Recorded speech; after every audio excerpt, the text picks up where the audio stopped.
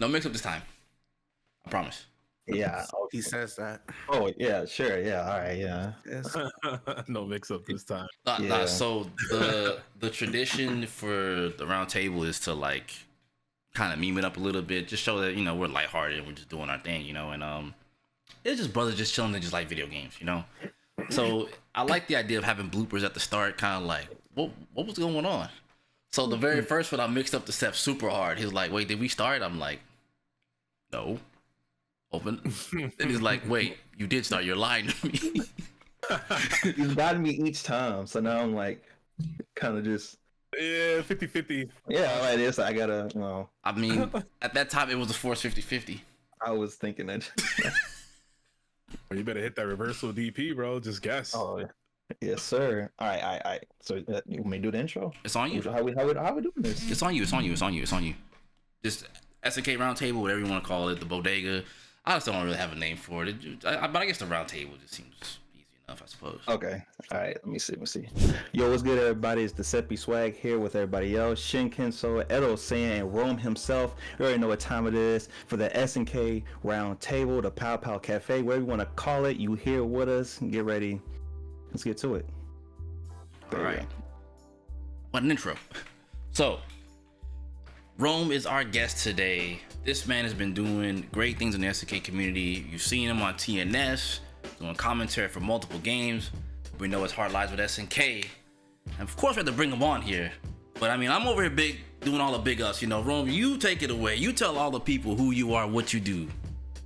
Well, first and foremost, shout outs to ShinKensou for having me on. This dude's been grinding for years, bro. He's been out here holding it down for a lot of the SNK content creators and just fighting game content creators in general.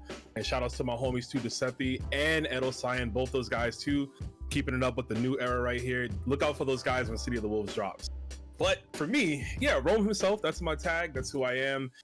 Much like everyone here, man, I've been playing fighting games, I think since I was breathing, bro. Since I came out the womb, controller was in my hand, playing Street Fighter 2 on the SNES. So I've been living this genre for years.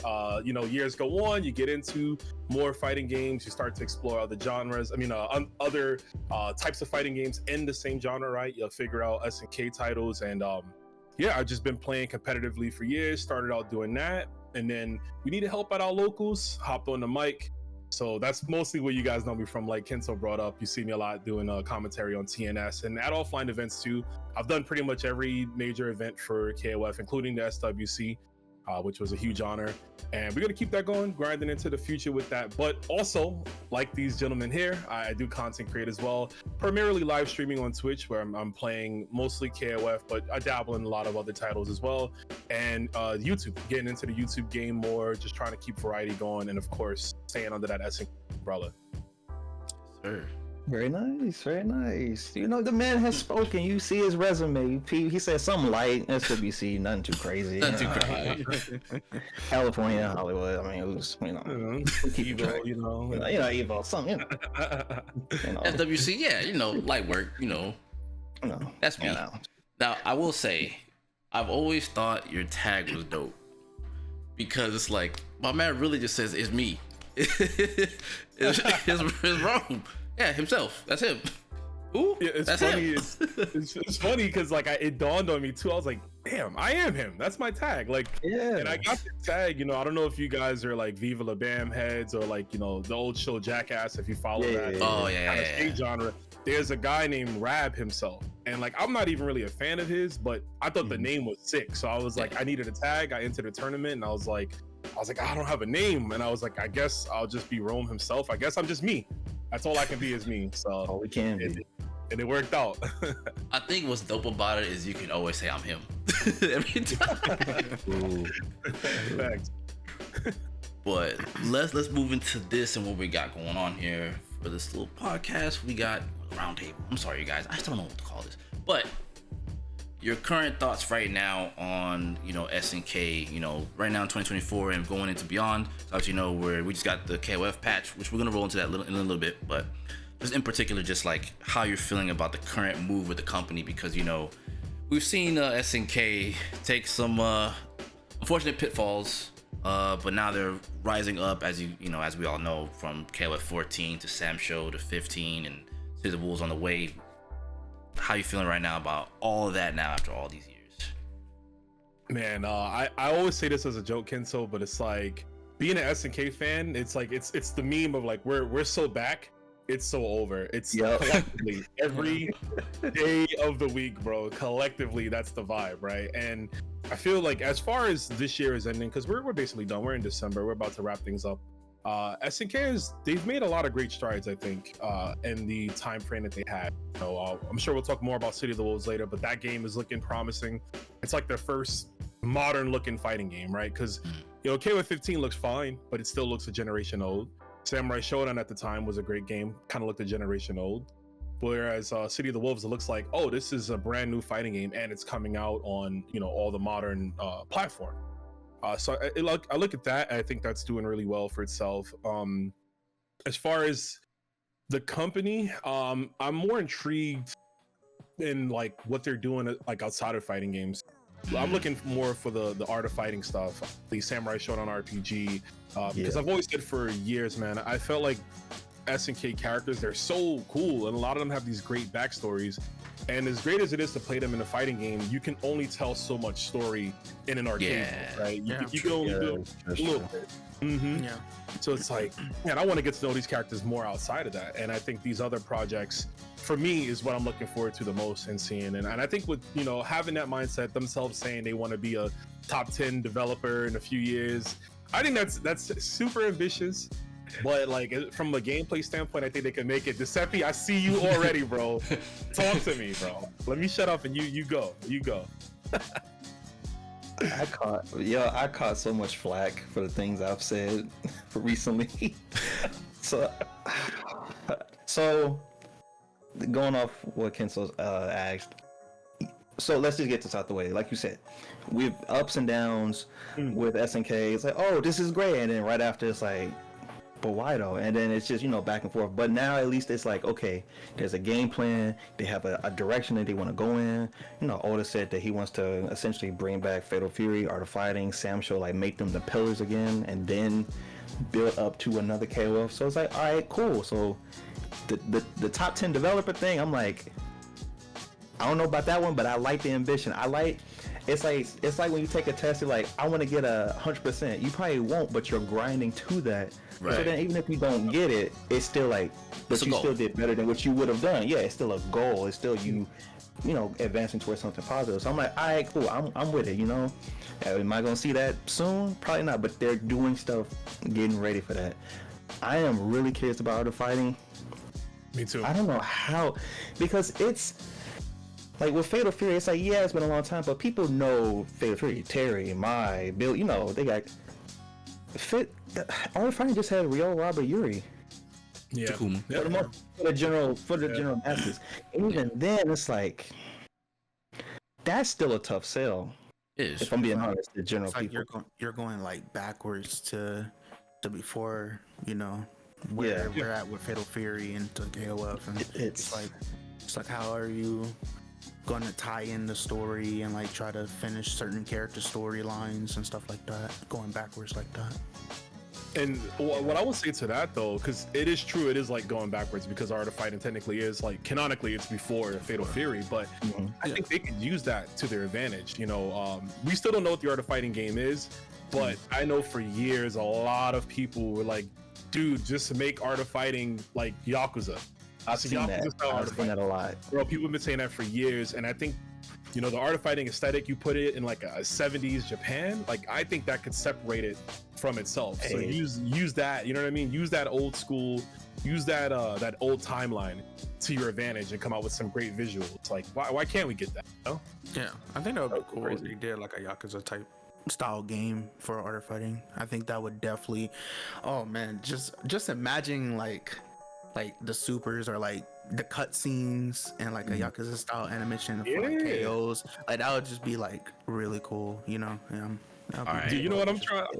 You know what I'm trying to do? I'm trying to play Robert, right? And like, you know, let's say it's the story of the first Art of Fighting, where it's him and Rio tearing up Southtown. They're looking for Yuri. While I'm doing that, I'm also trying to take a little pit stop to the red light district. You feel me? Oh my God. Exactly. You know what I'm saying? Two of them, Ferrari, You know, something like not too crazy. Pull up at the cufflinks, just pull up in the Ferrari. Oh, this, you know. do a little karaoke out here singing Athena music. Like, come on, man. I won't lie. That fire. okay, Yeah, bro. Cool. that would be.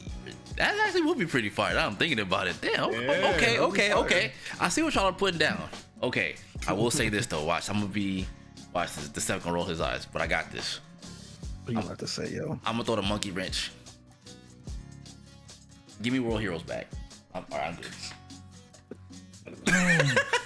I just want to play Fuma. Sound like I just every wanna- person in my comments. I just want to play Fuma again. World Heroes, where's Savage Rain? It's crazy because I be reading the community posts on Swag Shadow is nothing but that, like straight across the board. Yo, people love it. World Heroes is fire. I've grown to respect World Heroes. Yeah, like I respect it, but we gotta. We talked about this. Nah, I know. We gotta start with these first. We can't go too deep in the cuts, because then it's gonna start getting weird. But before we can get established, you know, we gotta get the big three going, Yeah. and then we can Then we start. can go on. You know, we can start. Get to other. Yeah, branch out into other. You know, maybe I want another Last Blade. Give me that. I want to. Yeah. Yeah. Another So- last play would be sick. So with that, You know. so and that's why I did this, because I kind of want to open this can of worms up here. Now we got Rome here. So you got the big three pillars, right? Like Sam Show, KOF, Art of Fighting, and obviously KOF is the amalgamation of all of those titles, right? Mm-hmm. We were talking about how far deep could we go where people could potentially like enjoy some of the more niche titles. And funny enough, as you mentioned, Savage Rain, World Heroes, and like Last Blade tend to be the ones that come up a lot in his comment section. And I was like, Somebody said Ninja Masters. yeah. And I was like, I didn't even know what that was. I had to look it up. I was like, at that point, They let's were just like, bring back I Waka was like, Waka what's Ninja 7. Masters? They were like, oh, it's like this and this together. I'm like, oh, okay. Waku Waku 7? It's another one. That's another one. So the way I view it, and this is just me being like a realist about the situation, a lot of those designs are so dated. They're so stuck in the 90s, and a lot of them haven't been seen since the 90s. So essentially, you know, you have a new generation of players, a new generation of consumership in general. It's going to be hard to sell some of those characters. Now, something I think that can make the transition easier is you make a Neo Geo Battle Coliseum 2. You know, NGBC, I think that could help out a lot. Instead of going straight directly for a Last Blade 2, just make an NGBC, pluck a few of the real popular Last Blade reps, and if people are receptive to those, maybe you want a Last Blade 3. Same with World Heroes. And they kind of done that, right? Because they're in the original NGBC. Yeah. I was gonna say to you, ShinKensou, do you like how they look in that game? Because I think Hanzo and Fuma look godlike. They're gorgeous. Pause. Yeah. But they look, it's just, when you see the sprite work from what they were in World Heroes, and then you see them in that, it's like night and day. So I'm like, and It's funny you mentioned Fuma too, homie, because see, he understand. I need that in my life. I'm dying. Oh my god, that's fire. that was not planned, by the way. For everyone watching this, that was not planned at all. Yeah, But this is all canon, y'all. This is all not this planned. is all off the cuff. This is all raw. This is just the boys at the barbershop just doing the thing. That shows the genuine like love that we have for this company and the franchise. So, like, it's just Absolutely. But that is smart to do it like that though. Like have not another per se KOF, but like a Neo Geo Battle Coliseum, and in that way even more characters or odd picks per se. Throw them in there. Don't gotta be like no real reason like kinetic. Like what's the story? Don't care. Just put them in there. Let people vibe out with the characters. Yeah, I think going that route is much easier to like have people dabble in what characters like Swag said and like get used to them, and and then you have people branch out to like know more about the characters, want to check out Last Blade, or just get used to the other universes of SNK, like what games they made, and then it's like, okay, I want to check out this game, and then let's go there. Like, so it's so much easier to do something like that.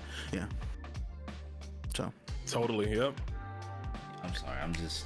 That's just the old man in me that just wants World Heroes. That's all. Listen. Like we said, we gotta start with the big three: Fatal Fury, Samus, Art of Fighting. I feel like once they get that going, once that's established, and like each of those communities have their respective game kind of like going, then SNK, I think at that point would be comfortable to be like, okay, even if we technically don't develop it ourselves, we can at least license it out to another company or someone to work on it for us. That's true. So they could do the Waku Waku 7, and it don't have to be just huge, big budget game. Kind of B tier. Respectfully, have them make it that way. It don't cost that much, but people get interested in it. So win-win. Do the same with some other properties. It's like, we're kind of iffy on it. We don't know if we want to spend that much money on it, but let's, see what this group does or this developer over here. See what y'all can do with it. If it's successful, cool. If not, it ain't that big a hit versus if they did it. Right, it's not that deep versus if they just spent a ton of money. So I think that's what they're gonna do. Honestly, I think that's what they're gonna do with their other smaller IPs. I think they're gonna, I don't know what the term would be, license it out or hire whoever to work on it. I think that's the smart thing. I mean, they got that relationship with Arika, so I've been saying this. I'm glad you said that, Ron, because I swear to you, this man brings it up every time. In the beginning of the year, they just randomly out the blue announced, hey, we just working with Arika to bring back some non-fighting game titles. Anyway, right.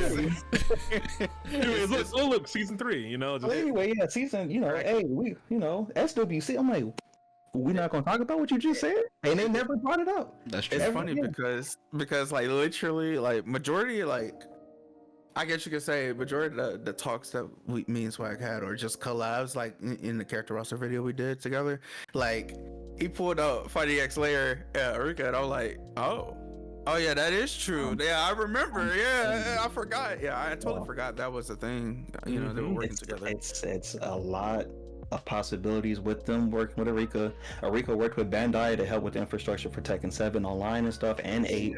So them working with them, and specifically said like the non-fighting game side of stuff plays into SNK's statement of wanting to be a top 10 developer, because they can't just only have fighting games, and they want to expand from that. Like, I can tell that's what they plan on doing. That's why they're opening buildings in other parts of Asia and the rest of the world. They plan. We might get another Athena game announced. Like at some, I know people. I've seen people ask, when can we get another Athena? I'm like, Psycho Ball. I don't know. Listen, bro, I have ideas that I'm trying to just save in for like a whole video, because I want to just make a video of like, this is what I would do with these characters. This is the type of game I would put in. The only one I'm gonna say right now, and it's because I've said it in I think on Extreme before. I would do a Metroidvania style Psycho Soldier game, where Athena she goes to an alien planet, just like in the original game. She has to fight her way through. She's learning new tactics. Like, just imagine using like the Phoenix Arrow as a movement tool to like break walls, to find other items and things like that. Having Shining Crystal Bit to use, getting like the goddess armor. You know how Samus gets the warrior stuff.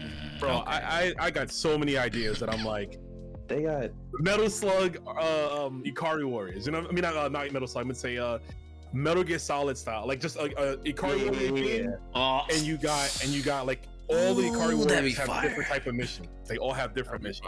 They got so many different IPs that they could just reinvent. Yes. Somebody would really make a big fuss about it. Like, they're bringing it back and can do so much. Like, it's free reign at this point of what they could do with these IPs. Because a lot of them are like 20 plus years old and haven't seen a sequel since. So it's free game. They can do whatever they want with it. Like, as far as like reinventing the wheel. So yeah. I think that's the biggest thing with SNK, is that it's we don't know, but it's a good feeling. That's how I feel. I don't know what SNK is gonna do, but it's an excitement. That's how I feel. It's exciting to see what they do next. It's like I've said it many times in my videos, and like just our past podcasts, it's just like it's very exciting to be an SNK fan, to know what the future projects they're working on or planning to work on now, because it's just like back then it was like, okay, we didn't get any updates of okay, what is this happening for KOF, or like what is this happening for the next title of, you know, Metal Slug or something like that. Like it's now it's the time that they're giving us information on every single thing they're working on. It's like, okay, we're working on a team to build we're working on to building up a team for Samsho, the RPG. We're working on the Art of Fighting game now. But it's just like, it's a breath of fresh air. That's all I'm trying to say. Like, we're getting information on all of these future titles, and that's a great thing. It's a lovely thing. Yeah, 100%. We're not left in the dark like that anymore. As for Samsho RPG, I wanted to expand on this in one of the podcasts we did, but like most people don't know that SNK already did that. And it's sad that it never came here despite having a PlayStation port. Now, of course, you guys can go acquire it through means. But Samsho RPG already exists, and it's like the story of Samsho 1 and 2 going into 3, to my knowledge. And it's so well done. Like, you can do the special moves for the characters. They're in the game. They used like the Samsho 3 models, but they made them smaller and gave them newer animations. It's a really, really, really badass game. So one thing I'm hoping for the new Samsho RPG is that they include that with it. It's because that would be nice. Because it'd be the first time it would ever be translated. There's a fan translated version that came out either last year or early this year. Yeah. And I forget the name of the person. I apologize, but thank you for all your work, because they spent years translating that game. Yeah. And so there is technically a way to play, but still it's not an official release. It's a fan translation. And with that too, we still got that Kyo Kusanagi RPG as well. That's also exclusive to Japan. Yeah, King of Fighters Kill, which does a lot for the characters. I've heard about that, and I've seen images here and there of stuff. Like, I didn't know like what it was. I didn't know if it was like just a little random side thing SNK just did for fun, or if it was like canon. a thing they do. Like, yeah, I didn't know if it was canon. You know what I mean? Like, I know they got they different stuff they do with the IPs, especially back then. So I was like, okay, well, y'all serious about this? Or was just like, let's just do a little side story here, a little side project. Yeah, like a side. Like no, apparently it's canon to canon. There's a lot of information about characters in there that like you wouldn't know. Like you find out that Yuri's got a girlfriend in there. Like, what? You would never even know what that's for. But like, No, exactly. It's legit. It's legit. Wait, it's legit. He has a girlfriend? Yuri's got a girl. Yeah. And still hangs out with 2 milfs, bro. He's out here. Yeah, that's what I'm like. He's out here. Getting away with this, bro. Like, Hey, Yuri's he's a one of a kind character, man. Like, it's not fair. I don't ever think that this is gonna be this is a hot take. I don't think, and if it ever happens, I hope it does. I think Yuri is one of the most iconic fighting game characters of like all time. Like, 100%. So when you see him and you hear, it's like most people don't know that about him in KOF Kill. So when you hear that, it's like, whoa. How did you, but you hate this guy so much. You hate this dude over here next to you so much. How did you manage to find time from hating him to get to deal with the female? Yeah, exactly. My man eats, sleeps, and breathes. Kill. I'm gonna kill one day. I'm gonna hurt this man. 20. So out of the 24-hour day, 23 hours is hating Kill. The other hours hanging out with his girl. Yep. That's how he finds time to delegate. He just like, I gotta get to work. She's like, where you gotta go to work? Where's Kyo? Right. Clock in. Gotta clock in on that man. Yeah, there's a lot about characters, and understandably, back in the day, in the arcade era, which SNK was so prominent in, you can't convey all the storytelling details, right? You have limited memory, you have a few still images for like endings that you can do, but you can't really go into depth on these characters' personalities, what they do for a living, etc., etc. That's why it would be amazing to have another game that uses these characters, but it's not directly a fighting game, so you can get to know more about them. I mean, they have mangas for that too, but there's something about playing the characters. Like, I'm a huge Mega Man fan, and I know the Mega Man Archie comics are really good and does a lot for him, but I'd much rather just play the game and get my feel for it, you know what I mean? So that's how I am with KOF too. I would agree. Like, there's so much memorabilia in a lot of ways to like feel for the characters. Obviously, like the old school KOF Chinese comic books and stuff like that, the Japanese comic books. All things are great, but like, there's nothing quite like, damn, I just hit this fool with a Zen Redskin. Damn, that's crazy. Back. I hit this man with a whole. I took him to the bodega.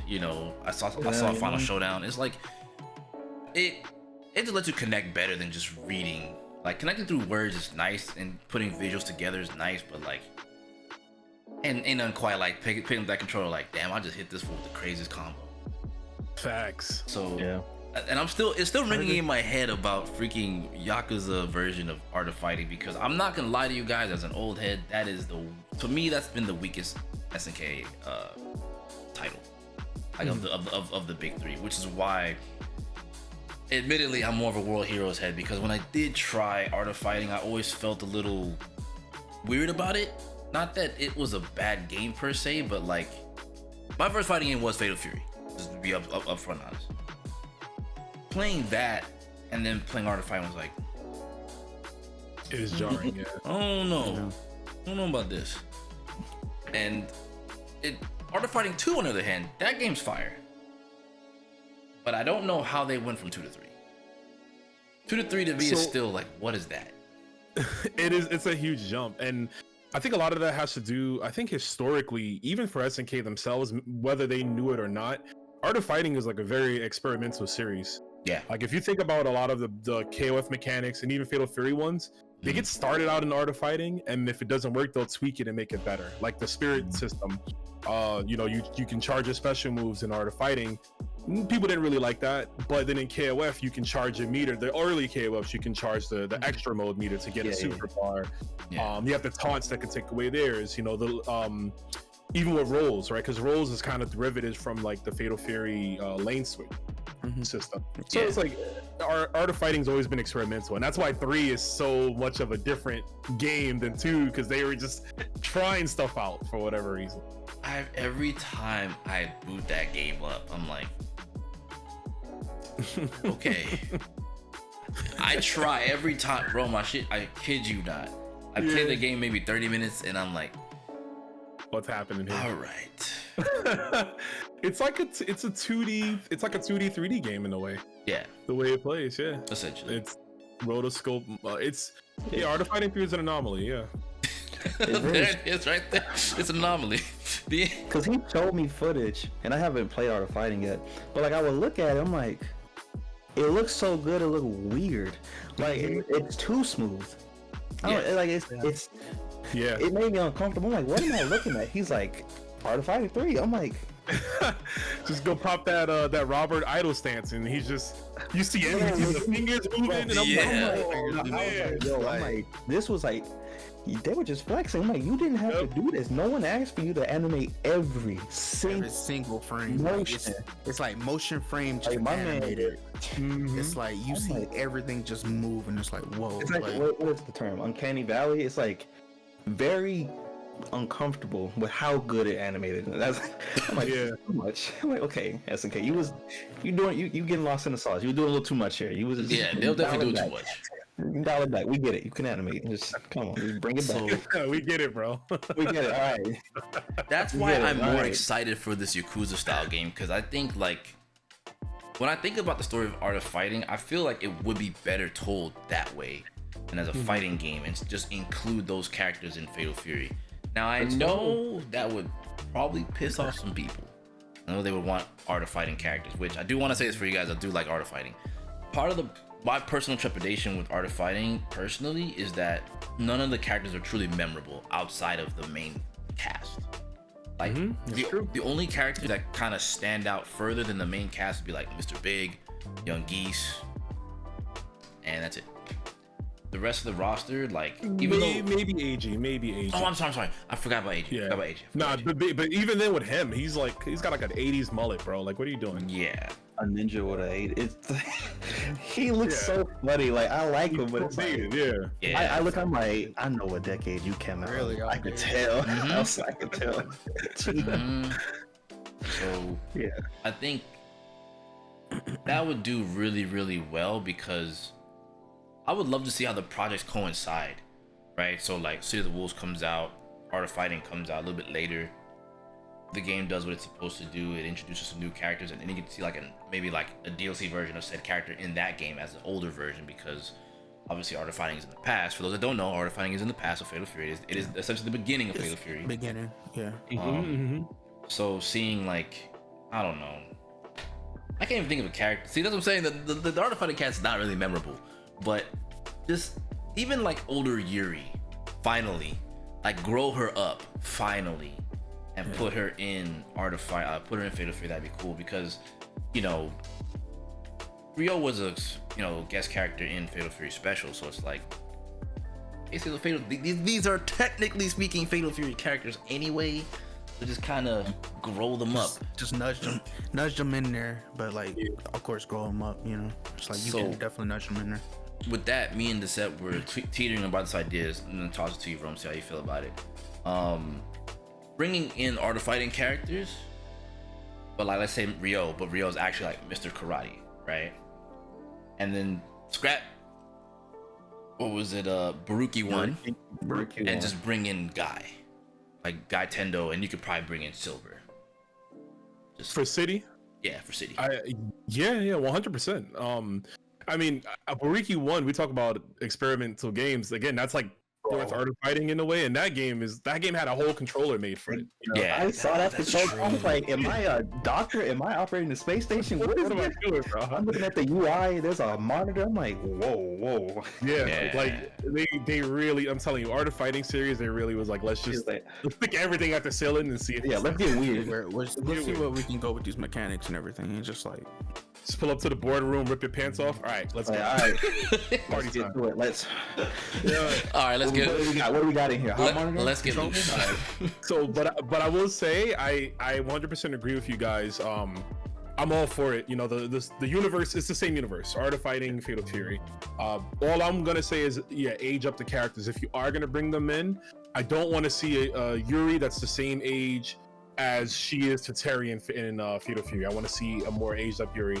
And speaking of that, so I see your bet, and it's a good one. And I wager you guys one that, I don't know, Giuseppe, you may have heard me say this before because I've been adamant, and I've been saying this, and people have been at first reluctant, and then they're oh no, that's kind of fire. Okay. And I'm gonna lay it on y'all right now. My proposition, or something I think would be hella dope, is you fast forward in the future.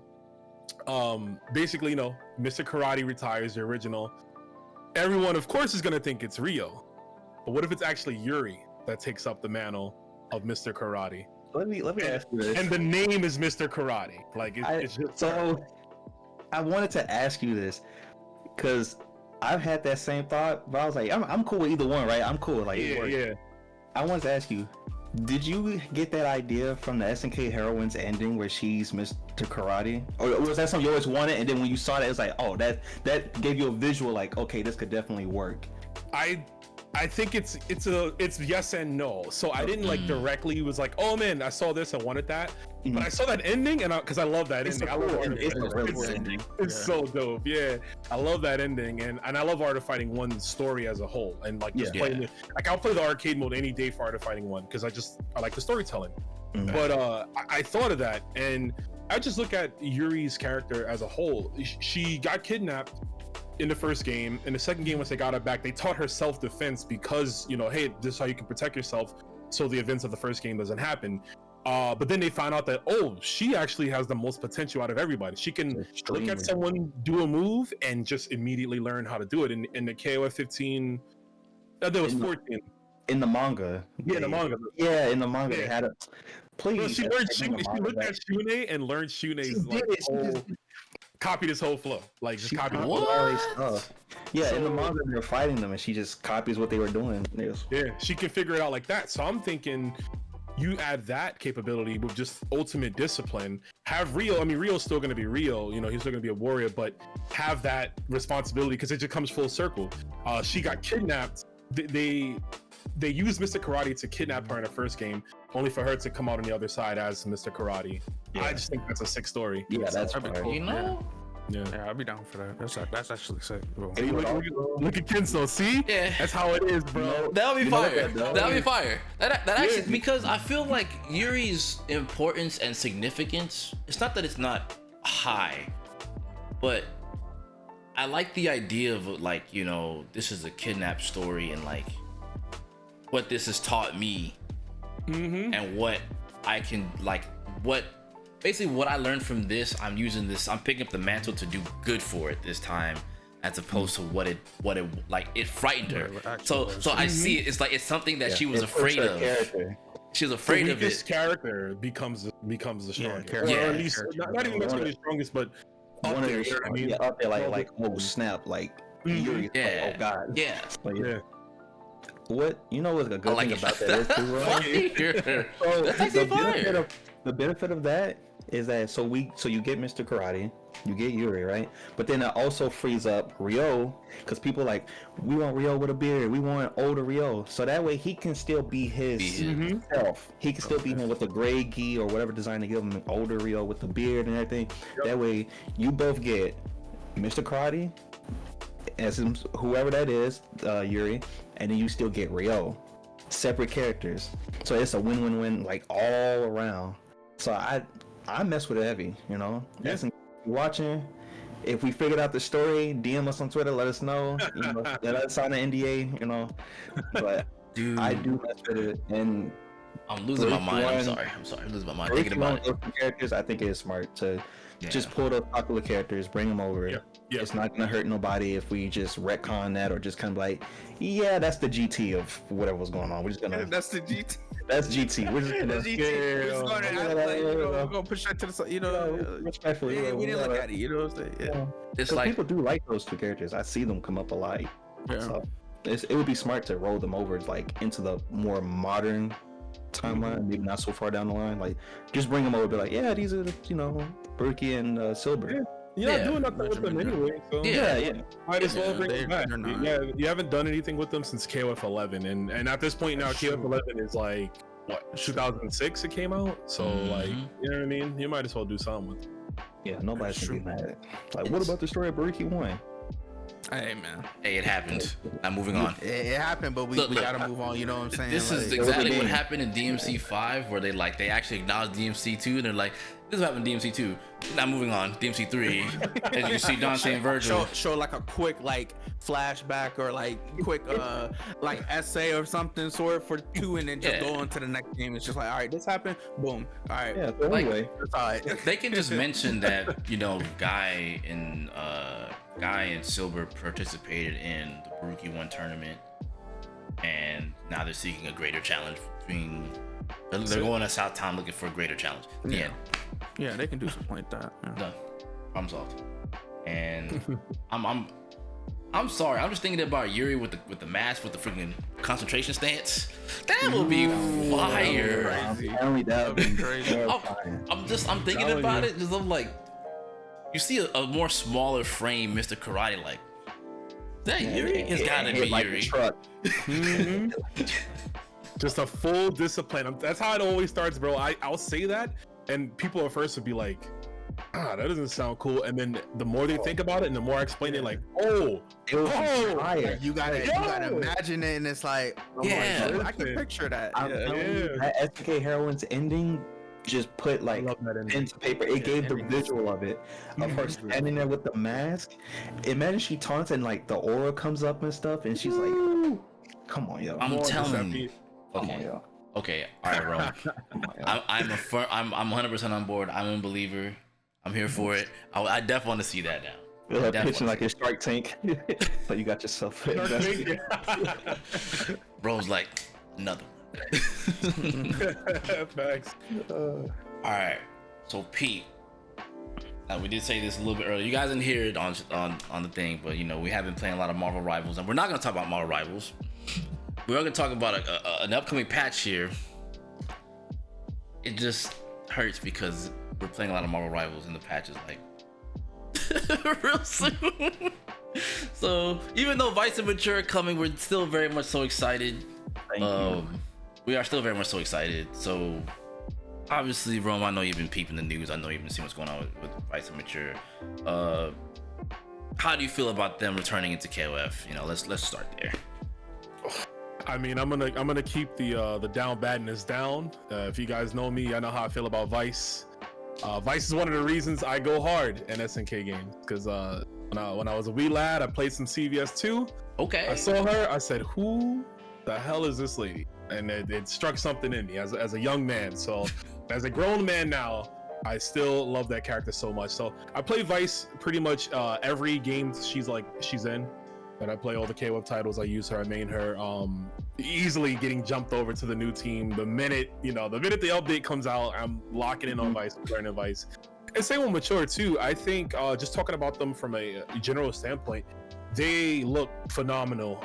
You can tell that they've had a lot of time to get acclimated with the models and everything like that. The new team they have, I don't know if they have City of the Wolves people that worked on that game helping them with these characters, but animations wise, they're phenomenal. That's all I can say. Yes. It's a big difference. They're beautiful. Yeah, big difference. You could even put them up next to like maybe season 1 DLC characters, and you can see that there's a difference. Different lighting and different Yes. It's just tone of effects and everything on the clothing pattern. It's just like it's 10 out of 10. Yeah.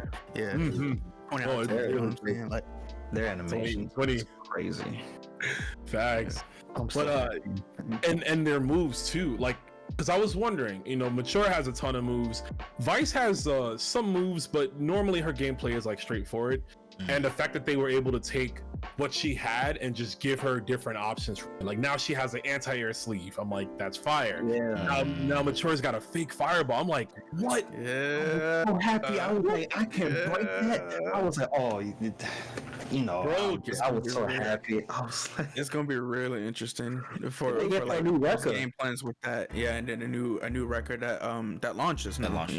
Yeah. So it's New record pops up. Yeah. really interesting. Yeah. isn't that the sleeve Vice does now in the air? Isn't that from CVS 2?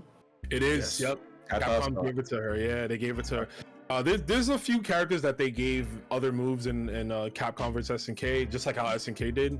Mhm. And yeah, that was one of them. And I always wanted that. I'm like, it's so violent, right? She's a violent lady, Yeah, so she's she's yoinks you. flipping you and just bang you on the ground. That's what she needs. She needs more violent tendencies. So overall, yeah. But to answer your question, I'm very happy about those two characters, and I'm looking forward to playing them both. The EX version, it ground bounces. Is like, all right, I'm gonna keep going. It's like, So she looks very. So I guess they're just at this point it's pretty solid. They're never gonna give her back. I forget the name of the move, but you know what I'm talking about, the lightning kick type thing she had from like O2. Oh, Yeah, I feel like at this point they're never gonna like really give that back to her because it didn't fit her. In my opinion, it didn't really make sense. She's more like hands-on, violent, sling you around, and that one was like I can see Mature using that more so than you using that. Yeah, that's I a agree. good point, and it's good you brought that up too, because for a while I was like, man, why are they not giving her back this move? Because I just wanted more moves, but then the more I thought about it, I was like, It's this just move hard. it didn't do anything. Yeah, and even historically, it's never really been like a crazy good move of her of her kit, So I see now why they got rid of it. And, Yeah. That's the multi kicks, right? Yeah. The multi kicks. Yeah, okay, I Yeah, forget. it was like It's they only act really good in like CVS. splash attacks almost. Only really good in CVS because you can like spam it on an A group custom combo, only in the corner, of course, and do lots of damage. But there's no custom combos in KOF, so I mean there are, but not like that. yeah, Right? So there's no Yeah, A it group. grew. So, but yeah, I definitely agree. I looked at their models, just reacted, I was like, nah, these are City of the Wolves models that they just threw in 15. I'm like, I know what I'm looking at. You guys aren't fooling me. You guys are showing us what you guys are working on, and to me, Vice and Mature are a subtle flex for that game.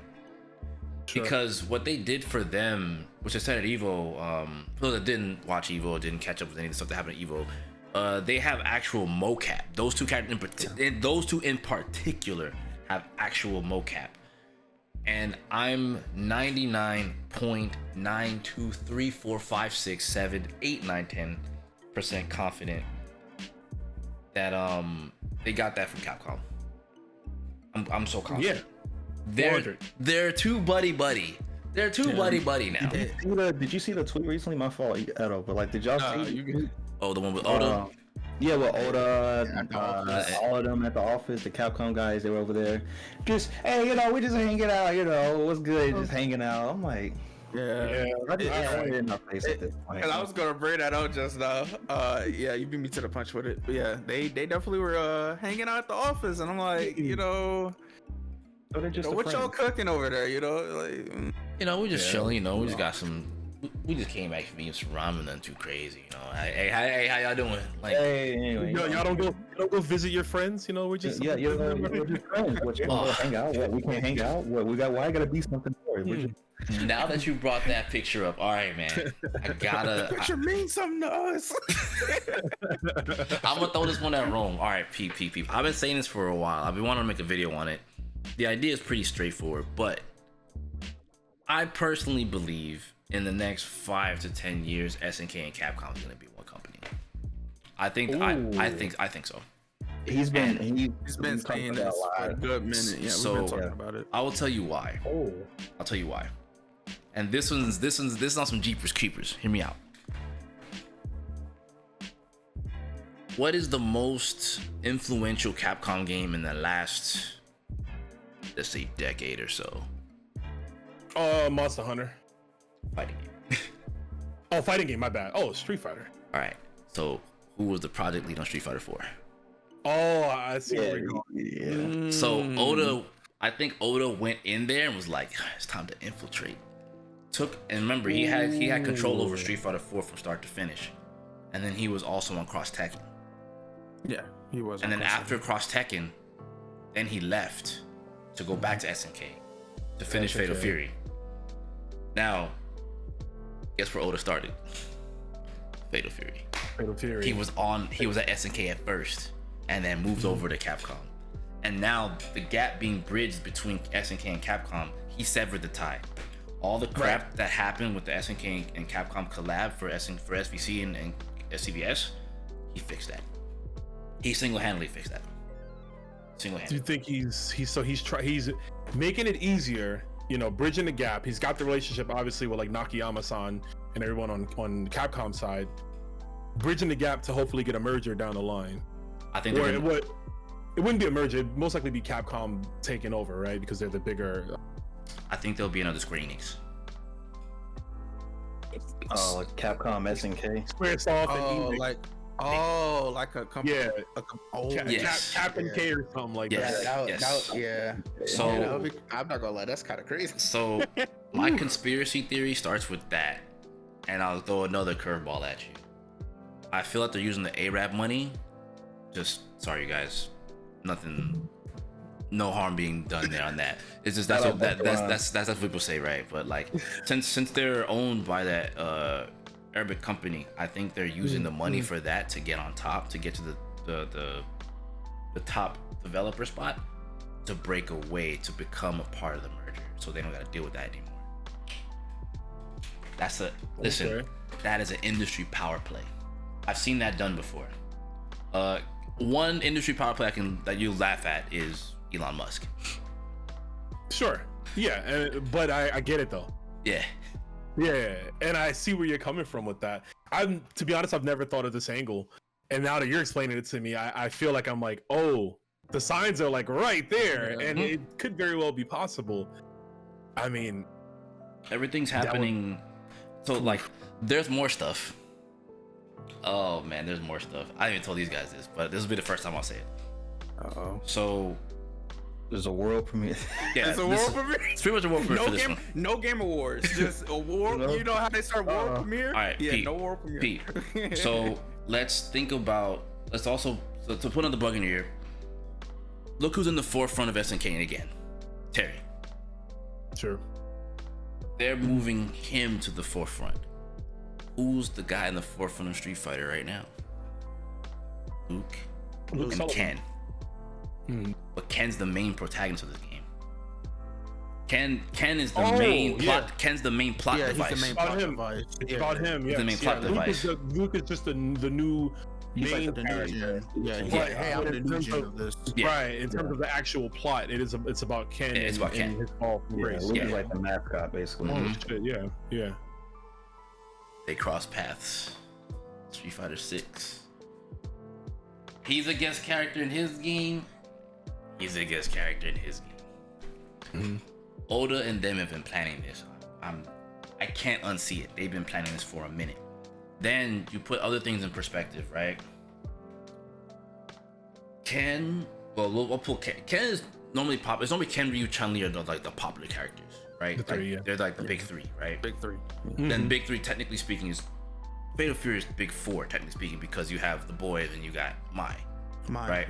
Yeah. But in this case, we're gonna isolate our big two because Terry is the Ryu of SNK period. Just for those. Yeah. I'm using Ryu just because he's like well known. He's the popular guy, right? And then you have the popular guy, and I guess you could say the second strongest woman in the world because there's Chun-Li and then there's Mai. Yeah. And you're bridging this gap with them. There's a lot of symbolism happening between the games that like people are not catching. It wasn't coincidental that they chose those two characters to send over to Capcom, and Capcom, vice versa, sent theirs, and there's a reason they did that. I peep what he's saying. Yeah, and I figured that was going to be the case too. I think when we got word or hints that it was going to be these guys' characters, I was like, oh, it's 100% going to be. I knew it was going to be Ken. If it was one, I'm like, it's going to be Ken and Chun-Li. If it's like two, I just had a feeling. Even though personally, I was like, Luke would fit the new mold, but then I thought about it, and I'm like, he'd be there because Rock Howard is still considered like one of the newer guys. So I thought that would have happened, but then I thought in the grand scheme, I'm like, no, this collab has bigger means than just a guest spot. So we have to have I was gonna say, to use the wrestling terms, long-term booking, long-term storytelling, instead of just for the spot of being like, oh, we got Luke and Rock. It's like, let's build towards the bigger picture, right? Yeah. It would make more sense to put Ken and Chun here and the implications, and then people start thinking like, well, what does this mean for the Forbidden Game CVS3? That has always been to me, always been like the Ark of the Covenant, the holy grail of like CVS3, like the fan games inspired by CVS. That has always been like the dream game, at least for me. That's my dream game, CVS3. So when I started out, like, oh, it's happening. It's happening. Like, you can't deny it. It's happening. People have been asking for CVS3 since like 2002. So like the fact that like we're getting hints, and I knew for a while too. Real quick, two things that I was getting put on to not even CVS, but just what possibly you could be mentioning now, Kensou, is like when I saw a few years back at Evo when they had that poster, the collab poster. Oh, the welcome back. Welcome back with the it was drawn by ShinKensou and it was drawn by Ogura. They had like the Capcom characters drawn in their style and SNK vice versa. I remember going to the SNK booth, getting my poster. I'm not gonna say who the SNK rep that was there, because I, little close to some of them. Hey, but I'm not gonna out them. But I was like, oh, what's this about? And they looked me dead in the face and said, oh, nothing, and like looked away. And I'm like, yeah, okay. Like that really. It's funny because like like I said, I said it in my CVS video, and like even we had talks, me and Kensou, Swag, like there's so many hints just thrown out into the wall already, and it's just like, all right, it's happening, but somewhere it's like it's happening somewhere, but we just got to know when. You know what I mean? So like you said, you brought up the posters. During that time, I didn't go to that Evo. I know Kensou did, but when he told me that, I was like, huh? Eventually this means something. Like this art piece means something. So it's like, to me, man. You know what I mean? Like it means something. And then we fast forward at like 1 year after Street Fighter 6 release, boom, Terry Mai, And so eventually we were like, okay, Cedar Wolves is coming out. we're gonna see, you know, Capcom characters, Street Fighter characters in City of the Wolves. We got it early. I was expecting it early, but it's like we got it. You know what I mean? Yep.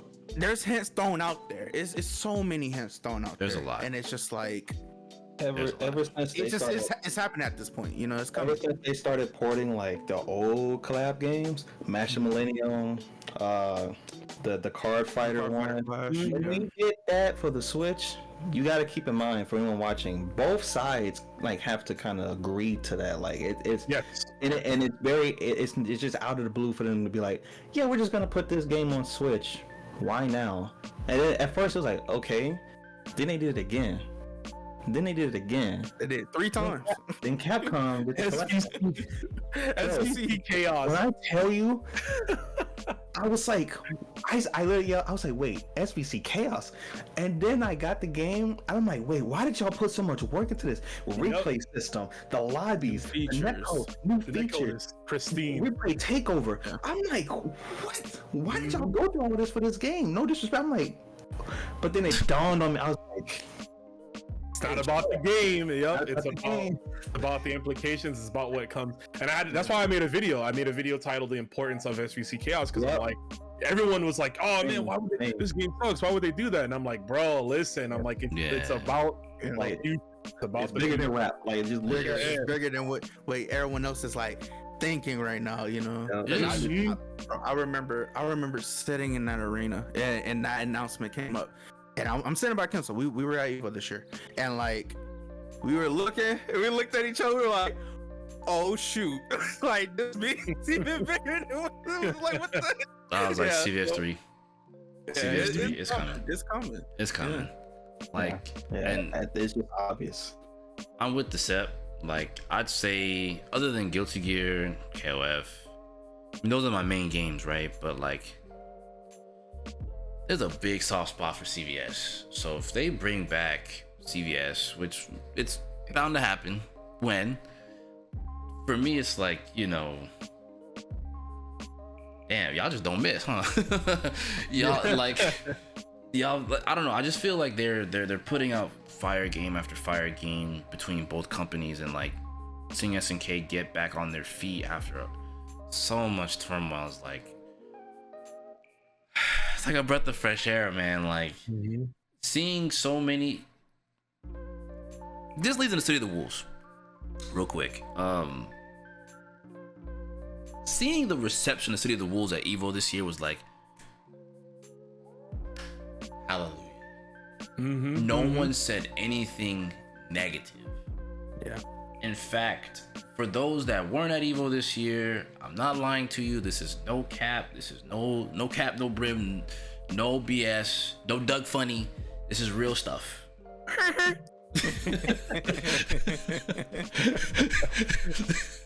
Nah, real rap. No funny business. No funny business, bro. No, real rap. The line for City of the Wolves was longer than 2XKO. 2XKO the year before was long. For this game, that line from day one was long. Then when they did the right after they did the project announcement and stuff like that they were working on, because they had a little center area. Yeah. Everyone that filled up that spot, they went right back. Yep. It was packed. Like, I have never been more happy as an SNK fan, like, because for me, like I said, Fatal Fury, you know, I am an older player, right? Fatal Fury being my first fighting game, I'm old. But seeing it come back after all these years, I'm like, it's like a sigh of relief, because it's like, I never thought I'd see another Fatal Fury again. I felt like SNK was gonna stick with like KOF kind of moving forward, maybe like another Neo Geo Battle Coliseum. I saw more of those games coming back and being pushed more than like, oh, we'll do Fatal Fury. So like seeing Sam Show was like, okay, I'm happy to see that. KOF obviously. Yeah. But I'm like, Terry, Joe, Andy, This is my Street Fighter 2, okay, you guys? I have to be honest, you know. So I don't know. I have a lot of fond memories, of Fatal Fury. So like, I don't know. Just seeing I agree with you. It's great. It's great. Yeah, I agree with you, and I'll double down with you too. Like it's important to have Fatal Fury again, because I have to tell so many non like SNK fans or people that are maybe new or just don't know. A lot of them lump the games in. They're like, oh, KOF and Fatal Fury is the same, and I'm like, no. Yeah. Characters might be the same. It might share some characters, but it plays completely differently. When Terry was in Street Fighter 6, when they were announcing him and some of his movesets got shown and stuff, people were like, oh, how come he doesn't have a short hop? And I'm like, because he's a Fatal Fury character. And they're like, but he's a KOF guy. I'm like, yeah, but Street Fighter 6 Fatal Fury, that Terry is based off Fatal Fury, just like Mai. That's why she has the Fatal Fury 2 stage. That's why she has the Real Bout 2 costume. The designs they were in everything. The pole, all of that. Yeah, into the flying squirrel, and like Terry them bringing over the lane switch, or I forgot what it's called. Well, it's not really lane. It's called pass and sway. It's lane switch, but it's called pass and sway in Street Fighter. I'm sorry. Yeah, but it's just lane switch, and it's like people are like, where's the short hop? I'm like, Fatal Fury. Yeah, they didn't understand. It's like, whereas like Geese in Tekken was based off his KOF incarnation, so he had the max. Like that. He had the EX moves. Like there's differences, and I can understand, like, again, people who aren't as familiar, they've only mostly seen KOF because we haven't had a new Fatal Fury for a long time, since the 90s. So a lot of their knowledge is KOF 13, 15, the mid 2000s stuff. So yeah, it's very important that we do have Fatal Fury living simultaneously.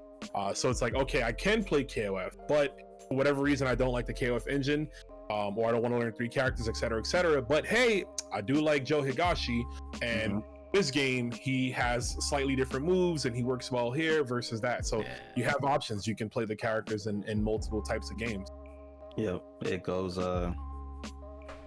I'm so happy you said that. For anyone watching, and you heard what Rome just said, he speaks the gospel. Kensou, everyone here is speaking the gospel. Because I made a video saying what was wrong with the KOF IP and why I said it can go away for a while, right? Give it a break. We've SNK has become, all intents and purposes, just KOF, the KOF machine company. Like, it's just constantly KOF.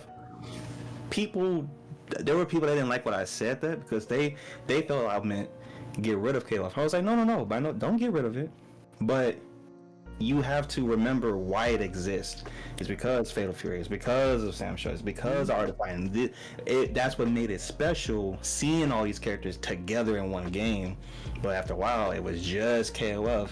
And so people was like, well, I don't like how KOF plays. And they assumed that's just all SNK make. But now they saw Seed of the Wolves, bro. They seeing the moves you can do, EX into an EX into EX into a ref blow into a super and it's 1-on-1, feints, break, just defend, hyper defend. Like there's, it's good to have multiple games or different options. That way, you don't get lumped into just one thing. And Fatal Fury Seed of the Wolves is doing something KOF 15 sadly didn't have in the beginning, and it's major hype build up.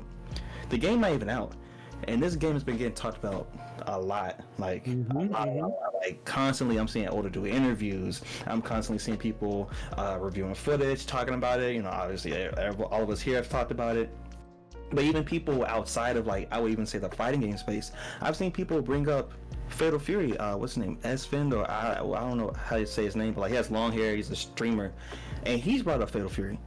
And when I saw that, I was like, it's happening. They're crossing over outside of just our niche bubble, and like actually people are looking over like, what's that game?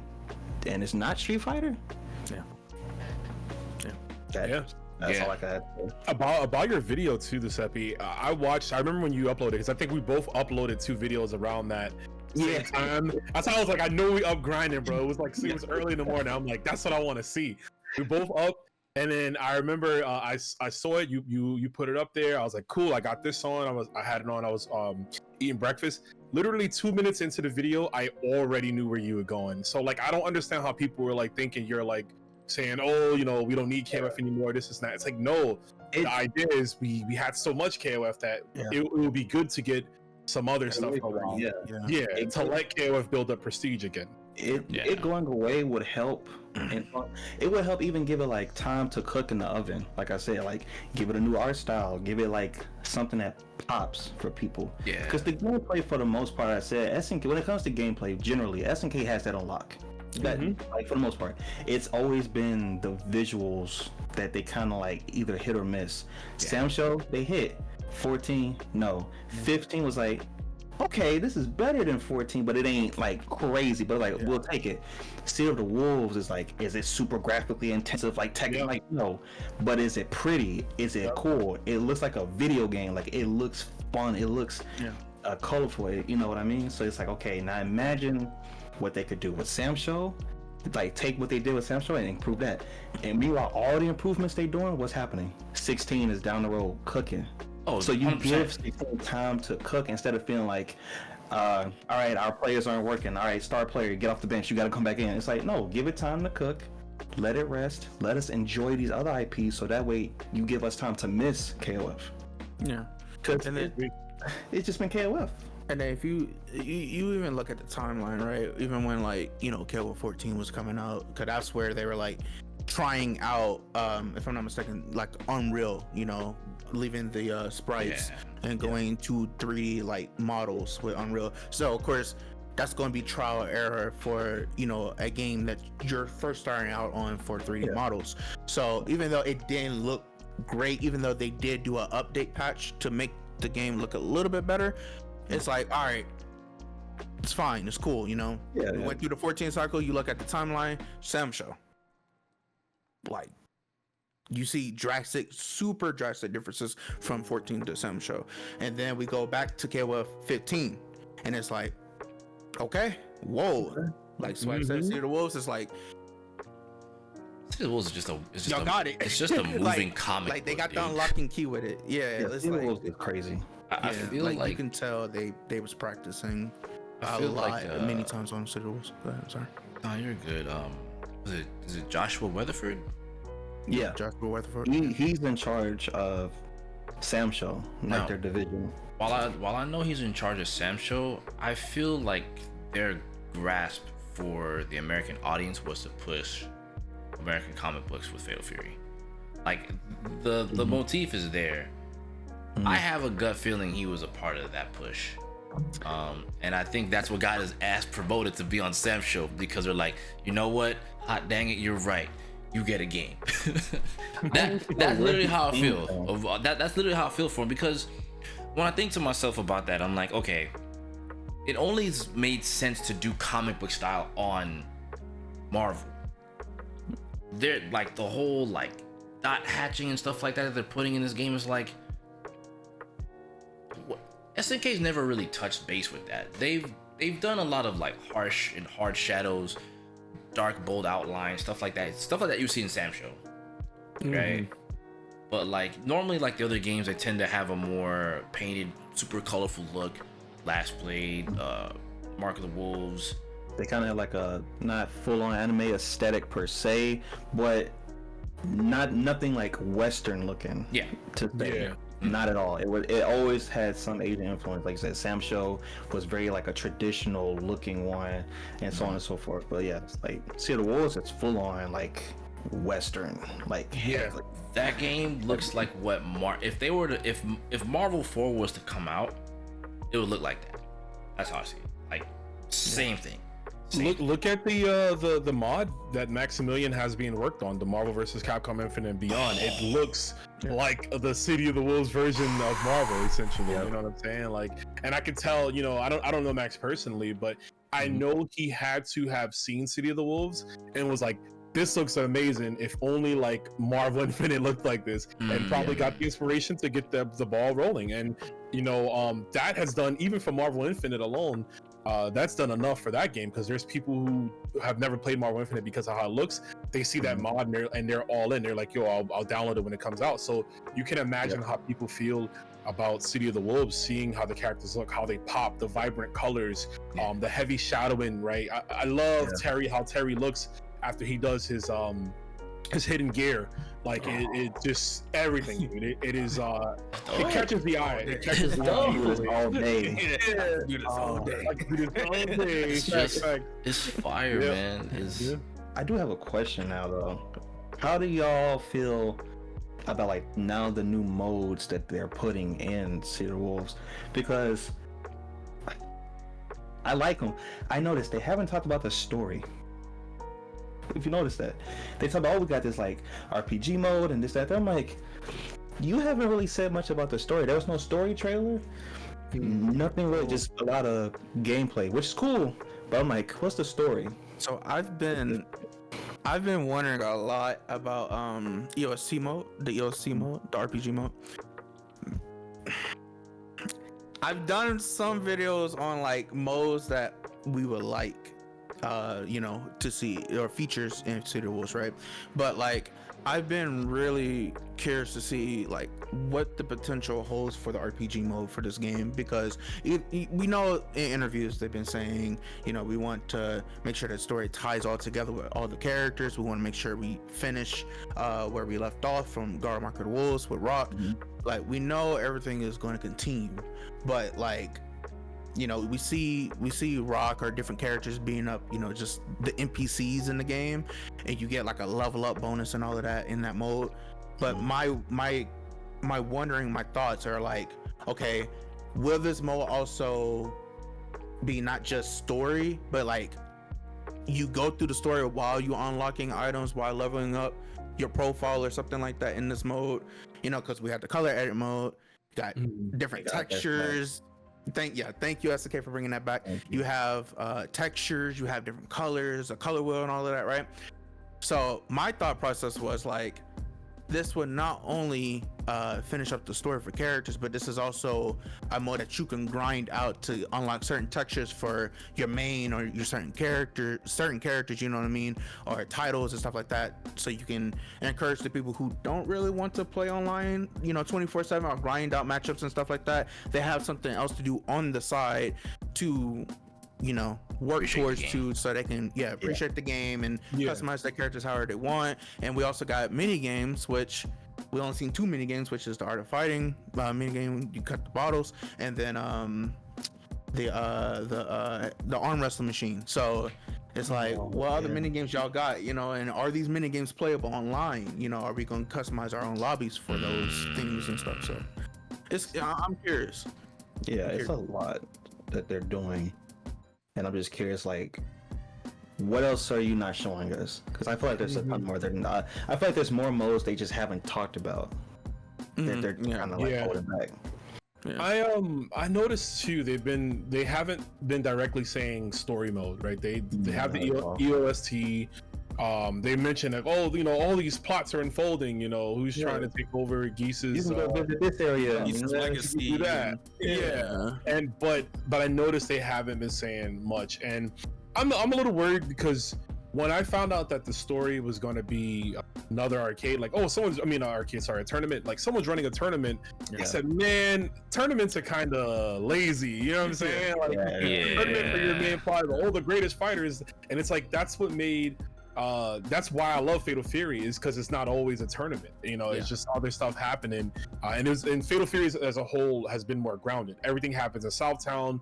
Like the villains are like, for the most part, they're like, they're not like these deities. They're just usually like, he's just a big weeb. He's like a judo weeb. You know what I mean? He watches anime and he flips people. Like that's what he does. But like, he invested into crypto and he got a lot of and he hustled. You know what I mean? He got a few dealers on the street. You know what I'm saying? But for the most part, I mean, come on, you got like Richard Maya, who's got the biggest bar, like the Papa Cafe. Everybody's chilling there, hanging out. So like the story is always grounded. So I do wonder what they're gonna do as far as a story mode. But if the EOST mode has what I call like just fun matches, think of Soul Calibur 2. Soul Calibur has, what is it? Edge Weapon Master Mode, Edge Master Mode, something like that. So those games, there's different conditions in the matches. It's like you have to fight an opponent, but your health is draining constantly because you're poisoned.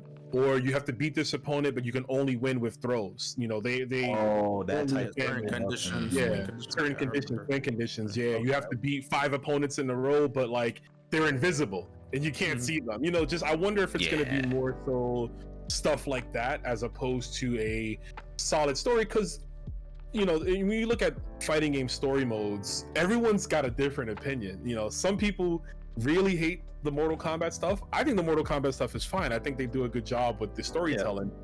But then you look at, like, I just watched the Marvel Infinite story on my stream the other day, and it was that's pretty abysmal, bro. So, you know what I mean? So it's like, do you like?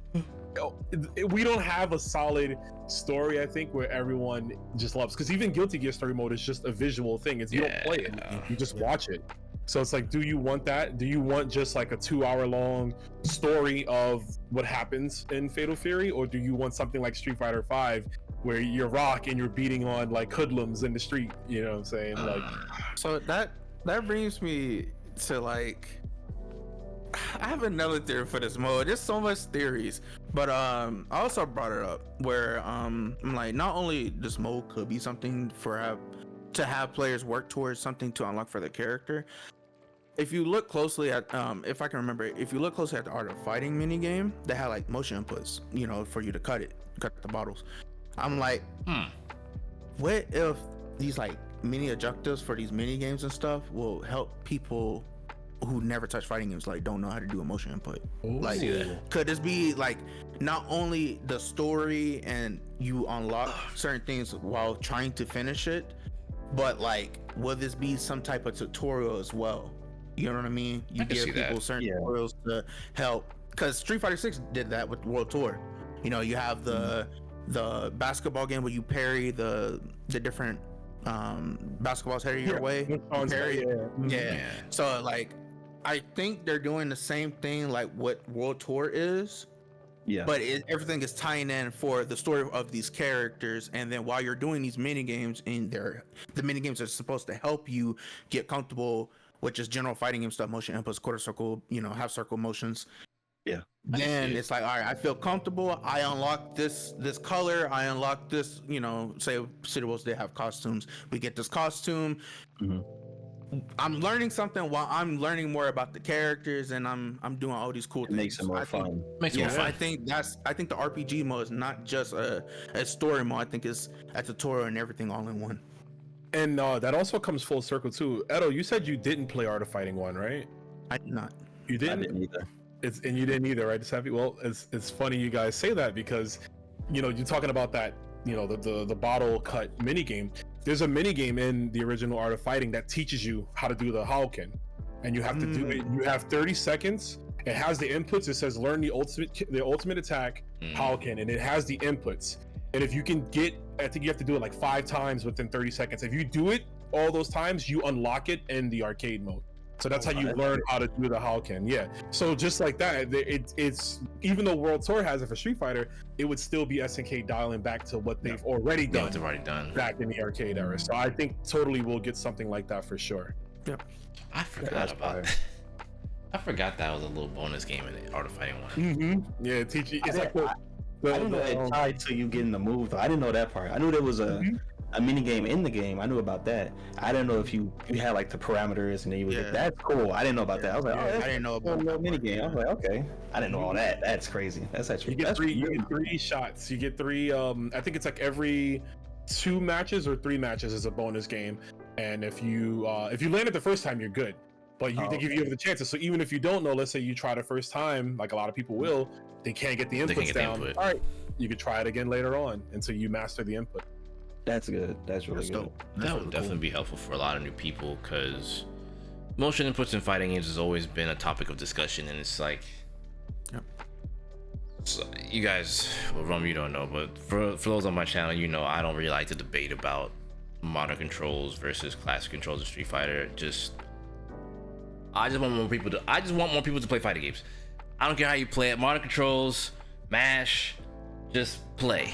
Like, we need more people playing fighting games. So I'm all for it, because there are some people in which I've known personally who can't do motion inputs but play modern controls, and they just smoke people because it's a lot easier to kind of like, oh, I need an anti-air, you know, I can actually DP. Sure, it's a one button DP, but it comes with a cost, and that's a good thing about City of the Wolves. It does come with a cost. I believe like you don't get access to the cancel combos. You just get to play normally.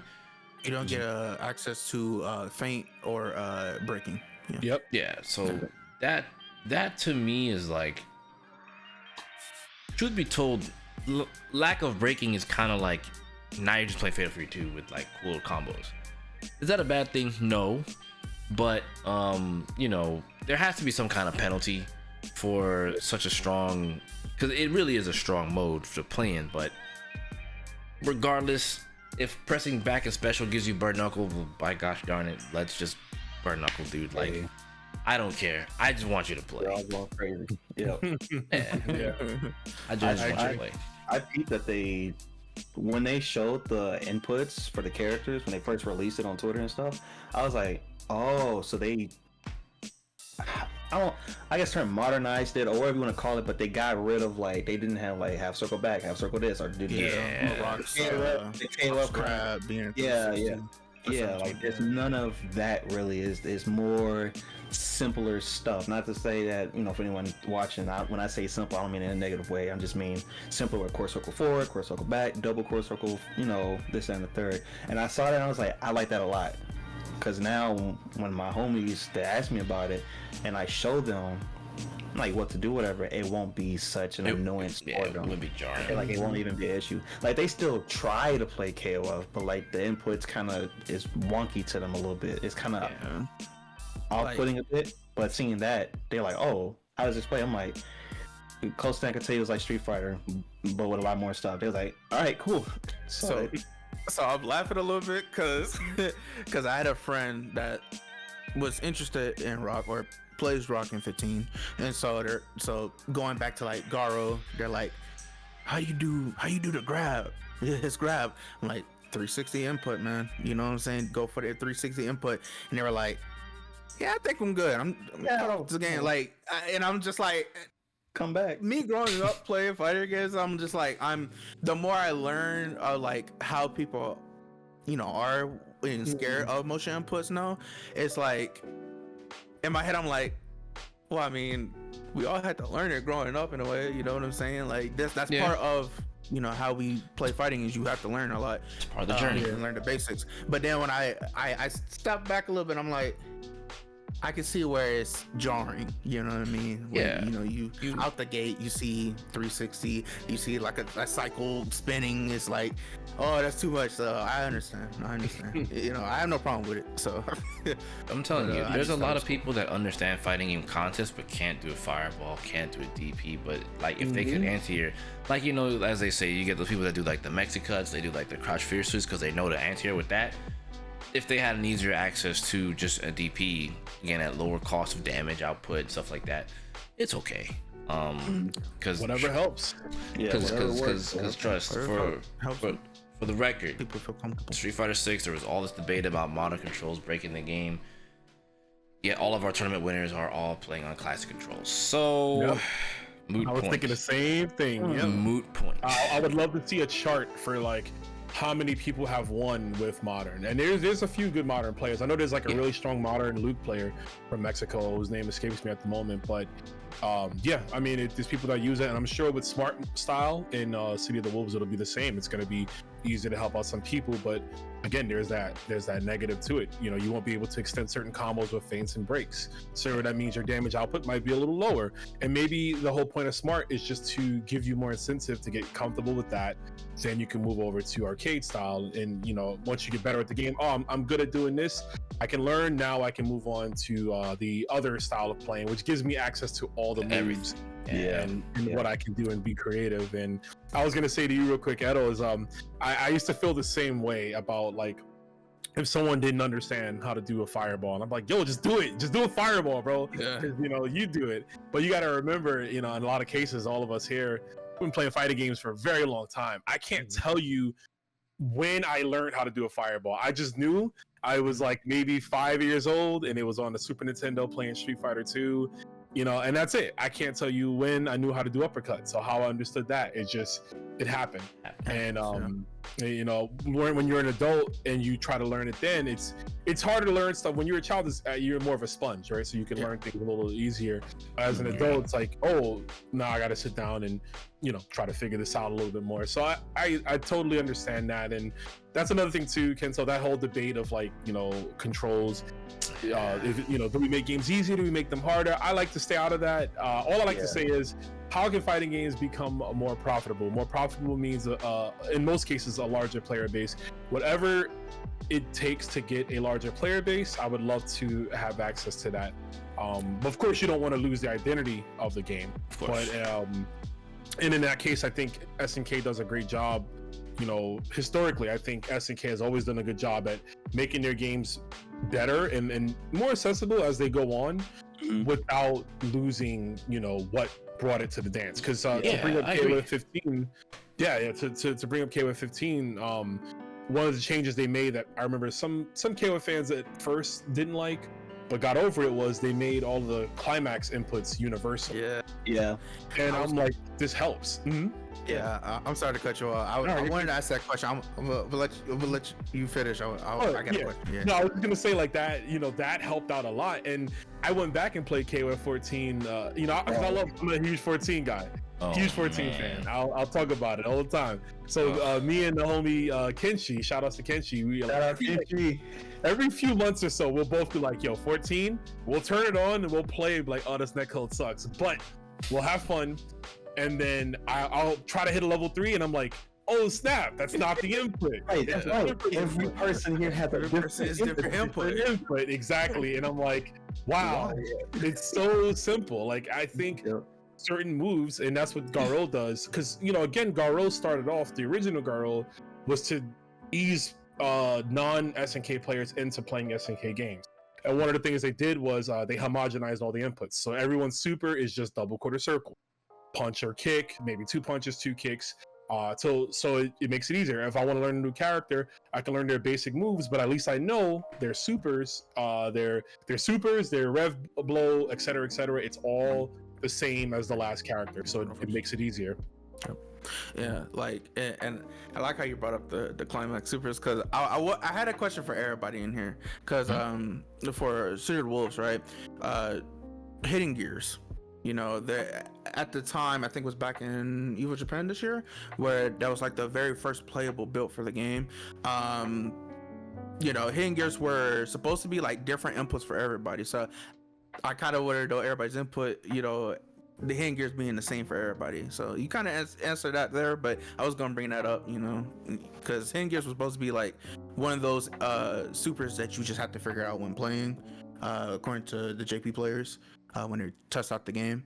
But now, since we've had you know, demos, testings at every event so far, it's just all the same input, so, and it's been revealed, you know. So I do have an answer to that, because I didn't completely explain it all, but I'll let everybody else rock. I'll just chime in. Mine might be a little not long-winded, but I do have some thoughts on that. Yeah, I'll just say thank you for making it easier, because there's a lot of like things in general that was made easier for 15 that I'm happy for. Like, you know, I'm a Vanessa main. When SNK was like, all right, here's what I need you to do. All right, what you got? I need you to hit 2B. All right, cool. 6A, okay. And I want you to hit that uppercut. Which one? That's looking forward. No. Charge back to forward. Want me to do that? Yes. This is your bread and butter. All right, I guess that's my bread and butter. So all these years doing that bread and butter with Vanessa to now 15, where back A gives you the same move and it gives you the charge. It's like, I can hold my charge now. I don't have to do this crazy charge partition stuff and those extra crazy execution, because like one of the few things SNK is definitely known for is for high execution within their games. Sure. And obviously they have some more simplified characters for you guys that listen to this. Don't get scared. Like not every old KOF character or old KOF is like ridiculously hard to play or anything like that. But they added execution barriers to characters like Vanessa, because the power at her fingertips with a good player can really, really like smash on fools. And that's what happened in early KOF 15. Oh my god. Yeah. So it's happened. It's happened. Everybody was a Vanessa player. Yeah. I'm like, oh, y'all like Vanessa, and I was like, oh, she's good. Yeah, she Yeah. Sick to my stomach, bro. So I was happy with that. Like, so any kind of like any quality of life change to make the game easier to digest, I'm here for it. Like, so easier climax supers, level 3s, whatever. I'm here for it. You can keep some of the Rambu supers and stuff like that. I don't mind, like, if you keep Rambu motions, you know, of course, go back, has to go forward type stuff. I'm okay with that. Just quality of life, make it not too, like, as long as the input buffer is good. Because that's one of the few things I've always had somewhat trouble with SNK games, like, in most recent times. I still feel some kind of way about their execution. Well, just the input system, but without going too much further in it, I'm okay with it. Like, that's the long short of it. As long as it's quality of life and it allows you, the player, to play the character without having to stress out about, okay, like, Rome, you know, 13. Ash Crimson is a lifestyle. You have to. Listen, for you guys not watching, Rome's gonna say it too. It's Sans Colette or bust. The end. Yep. The end. It's it. You gotta lock in. You have to become Ash Crimson to play that character. Yeah. And you have to. Yeah. You also have to accept that you're giving your opponent all the meter in the world to kill you when you if you miss. There's that clip. I forget who are the players, but it's an Yuri versus Ash. I think I want to say Flame Yuri. It's Mr. KOF. Yep. Mr. KOF. Yeah. Yep. The Ash is killing that, bro. He's killing Yuri, and he messes up one time. After that, GG's. Yeah. Hey, we got a more modern version of that too. And at Frosty Faustings last year, KOF 15, Lacid, I forget who he was fighting, but Lacid did the same thing. He dropped the Sans Colette combo and died. It was Tuero. It was Tuero. Yeah. And Wero was playing Yuri. Yeah, Wero was playing Yuri, and I'm like, I think it's a canon event for Yuri. It's gotta happen. Anytime those two characters in the same game, it's gonna happen at some point. It's gonna happen. Yeah, it is. It's crazy. Oh no, go ahead. Oh no, I was just gonna say, to its detriment, I think sometimes people get scared because they hear that KOF is like, it's a high executionary game. It doesn't help that a lot of newcomers see Angel and they're like, damn, she fine, I want to play her. And it's like, listen, don't play her, please don't play her. She's like, the wait. Don't do this. Don't do this to yourself. She's the one person like this. This is not the whole game, I can guarantee. But to say what I was going to say to Edo's question, I'm in the middle. I like both sides, and I lean more on the easier inputs. For obviously, ease of access. You don't have to work too hard once you move to a new character. And of course, the hidden gears are going to get figured out anyways, right? You can't stay hidden forever. But that being said, I liked the unique inputs, or at least hiding the hidden gears. It felt like an arcade. It felt like growing up. Your friends are like, oh man, I just did this cool fatality with Jax, and you're like, how you do it? And they're like, I don't know how I did it. And then, you might figure it out. And you think you're harboring this like really cool secret. What do you like to know? Yeah, exactly. Hold it over their head, maybe charge them. But it's like always thinking about the money, baby. Nah, it's you gotta think like it was. That sense of like figuring stuff out. Like one of the gaming, not to go too far off of this, but one of the gaming moments that stand out to me, in my entire life. I remember, I think I was in 4th grade, and we had a sleepover at a friend's house. Can't remember if it was like his birthday or whatever, but he had Super Smash Brothers Melee. We were playing arcade mode, just trying to, unlock characters or whatever. And we get to Master Hand. And you know what happens when you fight Master Hand on a harder difficulty? If you, I think you get him sub 150 HP, the screen freezes, it shifts around, and then Crazy Hand comes out.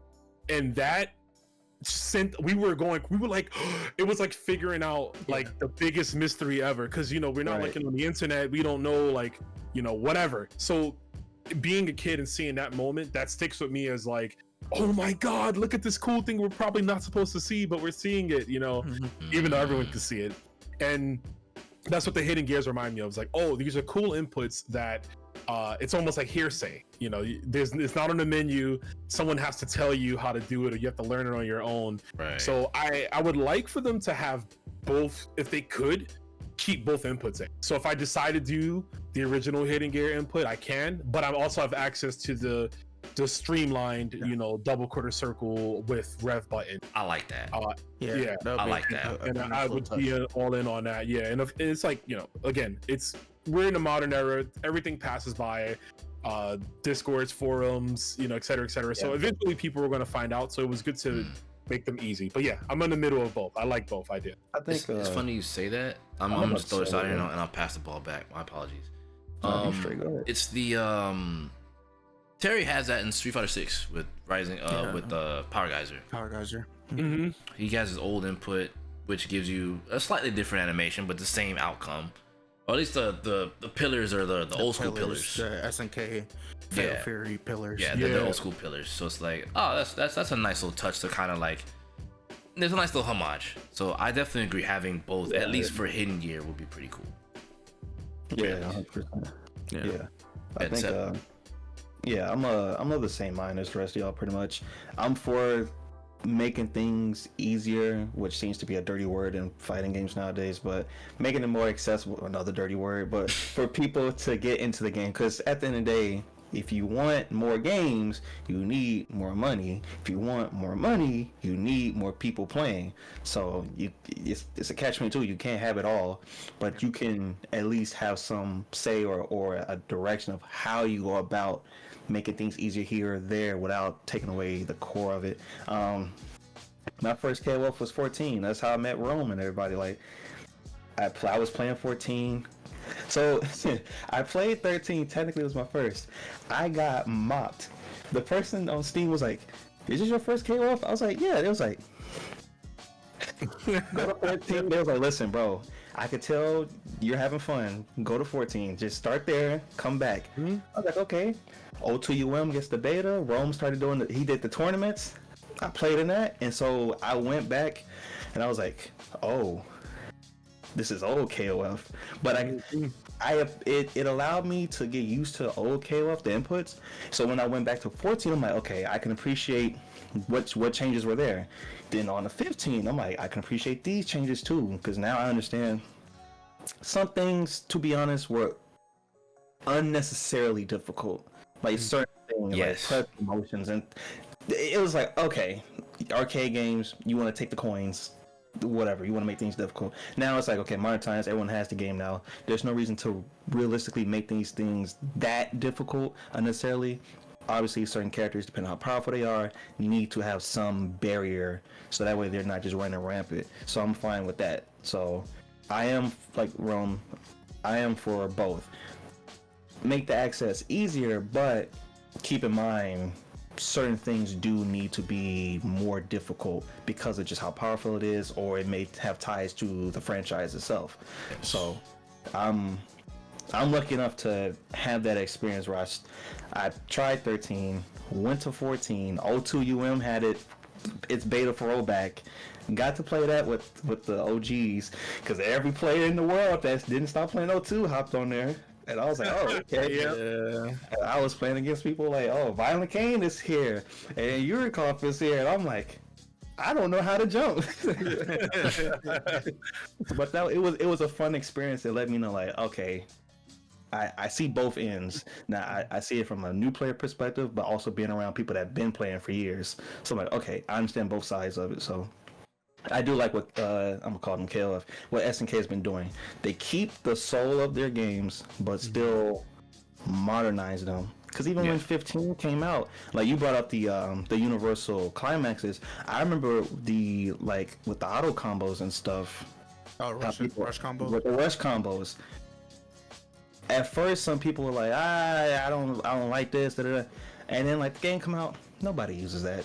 Oh no. Nobody really, like, the only time you may use it if it's like guaranteed to kill, maybe. And it's I just don't even think about doing it.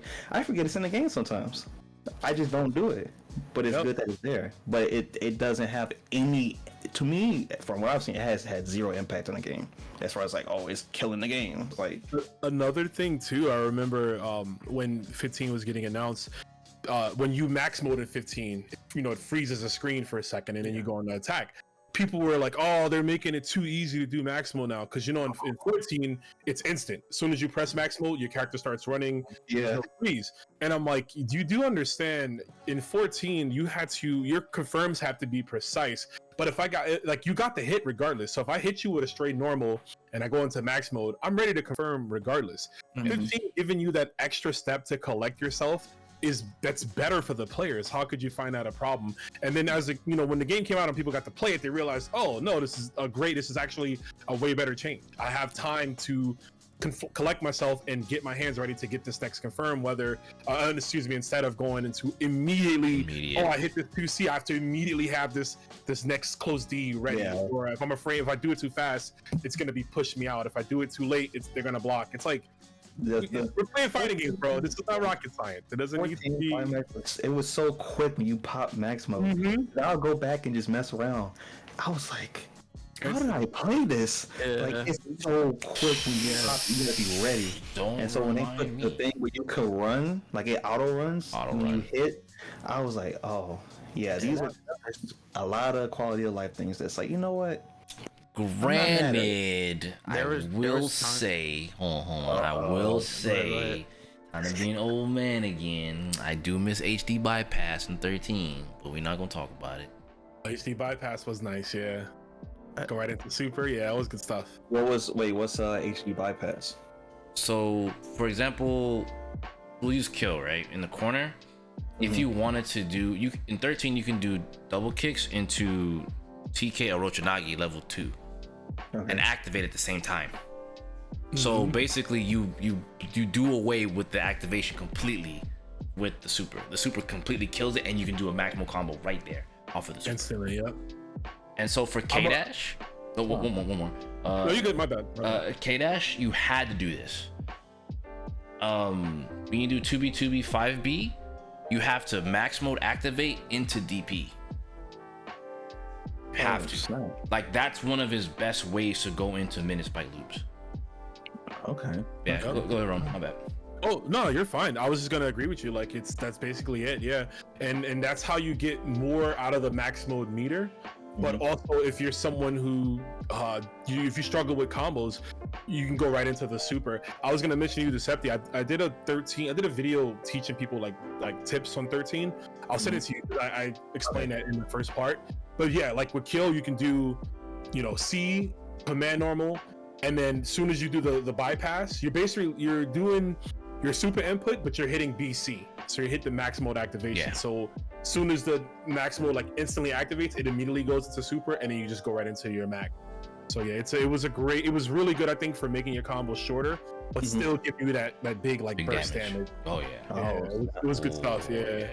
See, Kensou knows, man. He knows. If you play 13, you got to know that. Listen, I'm a Nest kill player, all right? And, that's standing lows. So he had a lot of, as you got better with him, he had a lot of bypass combos, normal kill. Clearly you have a lot of those. So I mean, I 13 is a very mechanically dense game when it comes to HD. Like HD activation, it's a really sick part of the game. In some cases unnecessary, but I do appreciate 15, okay, this hit, okay, this is guaranteed. You don't gotta think about it. There's no 2K2 vanilla having the dash cancel max mode is even harder than 2K2 UM. It's even harder. Base vanilla harder? 2K2, it's harder. It's harder. Because I've never touched vanilla 2002. I only play 02 UM, and even then, when I have to pop max mode or whatever you want to call it, and then I was like, oh, there's no auto. Oh, I have to just put it. Everything yourself. It's good that I got used to it, and I was like, okay. So when I'm back to 14 and then finish 15, I was like, oh, this is light work. For dang, it's harder in vanilla. Because the input system. The input system remember, so 98 Ultimate Match was the first of its kind to up the input system. For the old games. Because prior to that, the input system was never the greatest. Neo Geo Battle Coliseum, KOF 11, in particular, those two games have some of the best input systems for SNK games, period. And then they got better with the inputs. So when they went back for 98, they upped it with that. When they did 2002, they did it with that. And for each version of the game, they made it, because there was balance patches for those games in the art, but they were arcade patches. So they'd fixed the input buffer throughout the course of the game's life. And now you play 2K2 UM now, you're playing like the best build of the game possible with the best input system possible. Okay. Yeah. Yeah.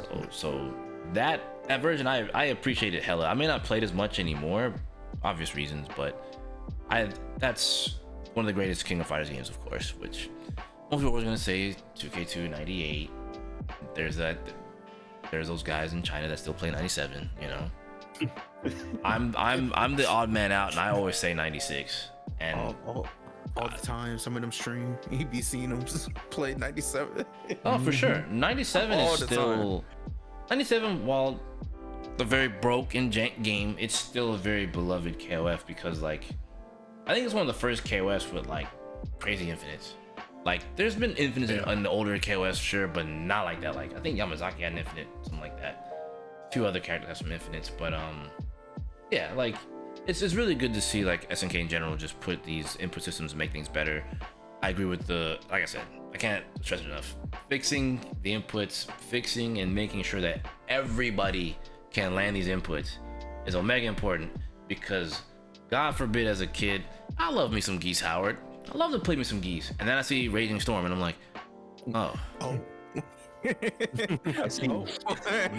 So SNK, you want me to do what again? Oh, and mind you, I don't have the cart anymore, right? But on Super Nintendo, you know, I had Fatal Fury Special, and to do Raging Storm was the pretzel input, and I'm like, you want me to do this on this controller? Oh boy. So I'm only a kid, bro. What do you expect? Funny story. Funny story. So I ended up getting my mom to buy me the Super Nintendo arcade stick, and I tried, and I still couldn't do it. But I had an arcade stick, so that's a bonus. It I didn't even know they made Super Nintendo arcade sticks. Yeah, I bet it was horrible. We're not gonna talk about it. I just thought it was cool to have the arcade stick, but I always thought it was weird that it was a ball top without a bat top, because in the arcades at when you go to American arcades at the time, there's bat tops. You know, Japanese arcades is the ball top, which everyone's used to it now at this point, you know, but back then you were definitely not playing on the ball top, not at all. Maybe like, you know, a puzzle game if you're on like a candy cab, and candy cabs were, people call them candy cabs here, but they're the smaller Blast City cabins or whatever. So, but whatever, those tend to have puzzle games on it. But either way, yeah, it's good. It's good. But in the interest of time, we got a couple more things to cover here. So we went over a lot and even ad-lib, so this is actually great. We do have the thoughts and predictions for SNK for the Game Awards coming up. That is coming up this week. I have a lot of stuff to say for this one. I know you do. So, all right, Rome, in case you didn't, I'm gonna help you. Peep game. So we call him the Wally West. Oh gosh. Because he knows how to tap into the Speed Force and like get the things that he wants. Oh yeah. Every single character. I am sitting here like.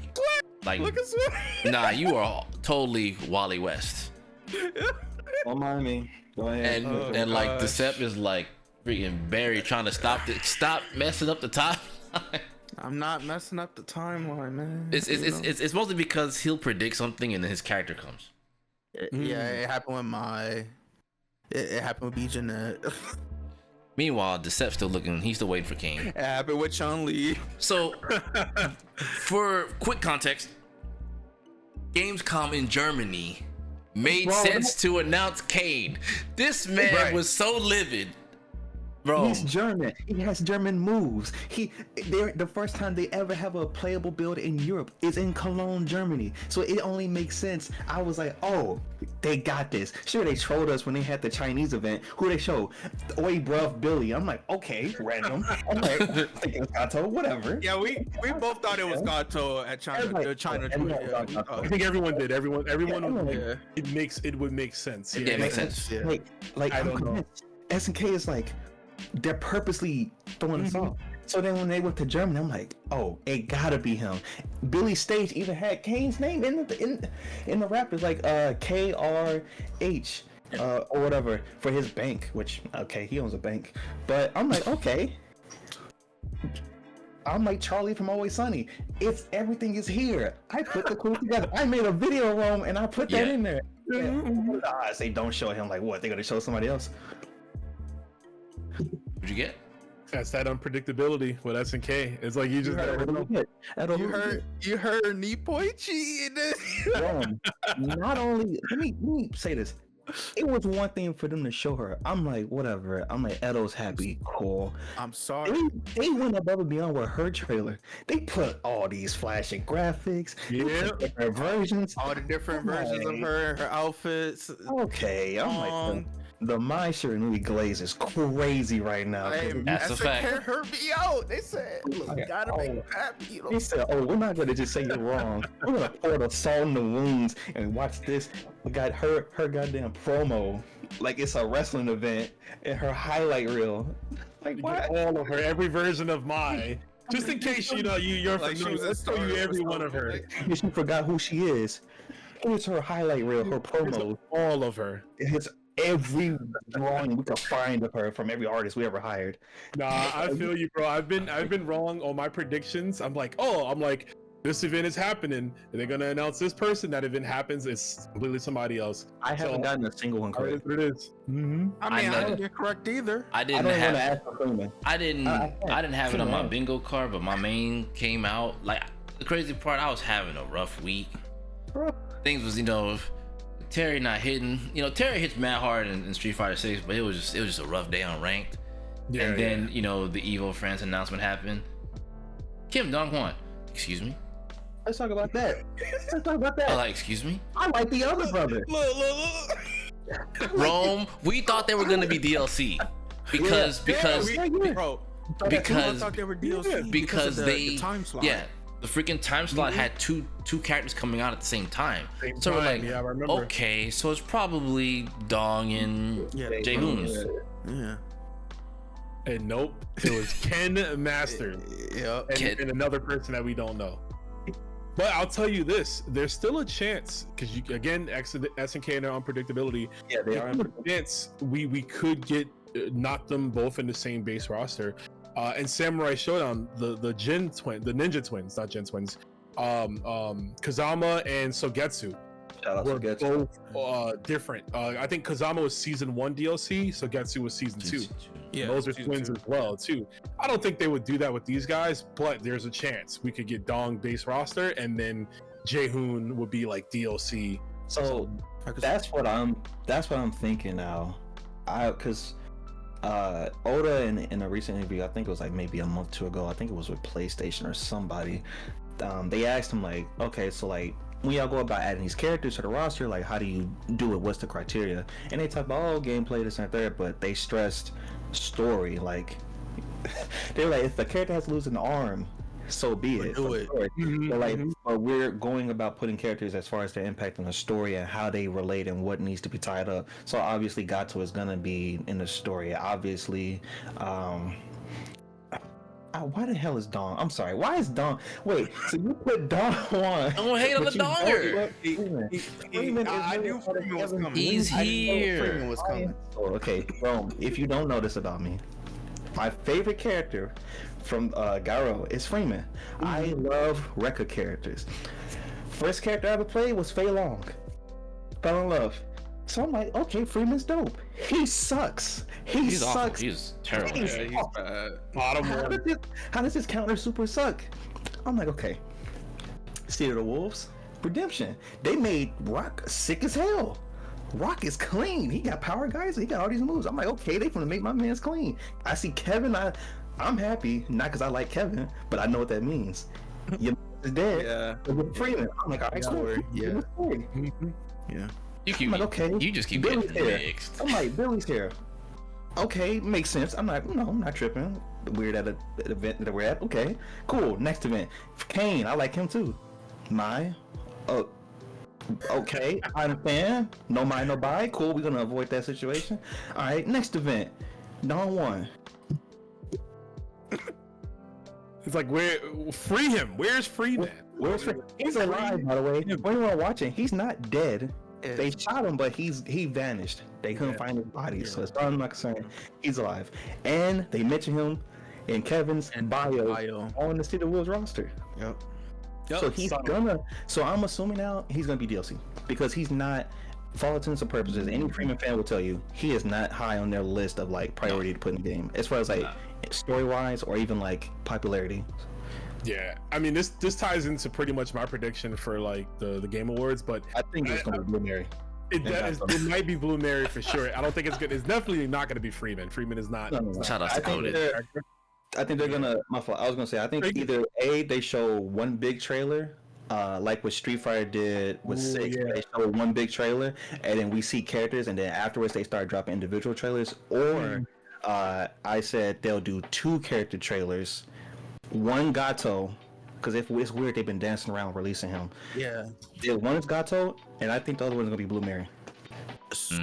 Yeah, I was gonna say Blue Mary because they showed I want to say it was at Gamescom when they had the presentation. Yeah, they had her bike, and it was specifically the bike from the Garo movie that they showed. So I'm like, oh, this is a dead ringer for Blue Mary. She's 100% gonna be here, but will she be playable or will she be DLC? And I think I actually do agree with you. I think we're gonna get a character reveal trailer with whoever's left, because it's like 5 characters left, right, for base roster. So they'll probably show all 5 base roster, and then as time moves on, we'll get individual trailers with with their move sets and everything, or we'll just get Ronaldo, figure out whatever he's doing. I don't know what's going on with that, right? So I need that version of Fiddle Wolves where it's like that N64 Ronaldinho Saka, and it's like that. I need that, but I just gonna say I hope at least if Blue Mary is in the game, give her jacket. 100%. That she had. Just give her the jacket. I'm cool. I can do it. Having the jacket would be nice. Yeah, I think. Go ahead, Mr. This man gets everything. Go on, Wally. Look. Go on, Wally West. Wait, before you start, Edo, what we can't see really quickly, you see his background, right? That's all an illusion. That's a green screen. He's actually in SNK office right now. We have a joke that he contacts the devs. Oh, bro, that is real. That is real. The full green screen, yeah. Oda's in the background, like. I see you, Crispy. I see you back there. Poke it on the green screen. Don't say it. I would say, like, for my predictions, if Cedar Wolves is there, I think for the character reveal, it would be nice to see if Blue Mary makes it, or I would go with Gato, obviously, because I think all of us are like wondering where's Gato at. And I think it would be cool to, see how Gato looks in the City of the Wolf, style, the comic book style and stuff. Along with, I think we'll get a beta announcement. Yeah. Because I said in my video, SNK basically did the same thing with 15. They announced a second beta for KW 15, but they let Cronin and a couple other characters be playable in a beta. And so I think that will happen here. We'll get a beta announcement for City of the Wolves, and we also know SNK has been like paying attention to the community with everybody's like, where's the beta? I want to play the game. And they've been teasing us in every interview. It's like, we can do a beta. They always say something else like, we can. Gotta find the right time to do it. You know what I'm saying? Something light. You know what I'm saying? Something light. Because I was talking to Swag about it. I was like, I think we could see that at Tokyo Game Show. We didn't get that, so I'm like, okay, it will only make sense. So much mix to announce a beta around this time. I'm sorry, Edo. They have just been mixing us up. Yeah. And then they mention, who was that? yeah, when they was talking about, so how do you guys go about picking Ken and Chun, and they were talking about it, and then they went, yeah, we thought about picking El Capitan, what's his name? Rolento. Yeah. I was like, They thought about me. what is happening? So I'm like, I want to Rolento in, yeah. Oh, I do. That's my man's. That's Kensou's more right there. Like, they were gonna put him in the game. Like, where's my? Let me like SNK. Who did I piss off? Like, y'all just playing with me at this point. Look, he gonna be. Look, the game's coming out soon. You gonna be all right. Look, if it makes you feel better, you know, I mean, he most likely Kane is definitely in the base roster. He's definitely Kane he's he has to be, like, he's the boss. He's the last character. He's the boss. Yeah, he has to be the last character to be revealed. So I mean, if it makes you feel, I mean, you got one of your Kane.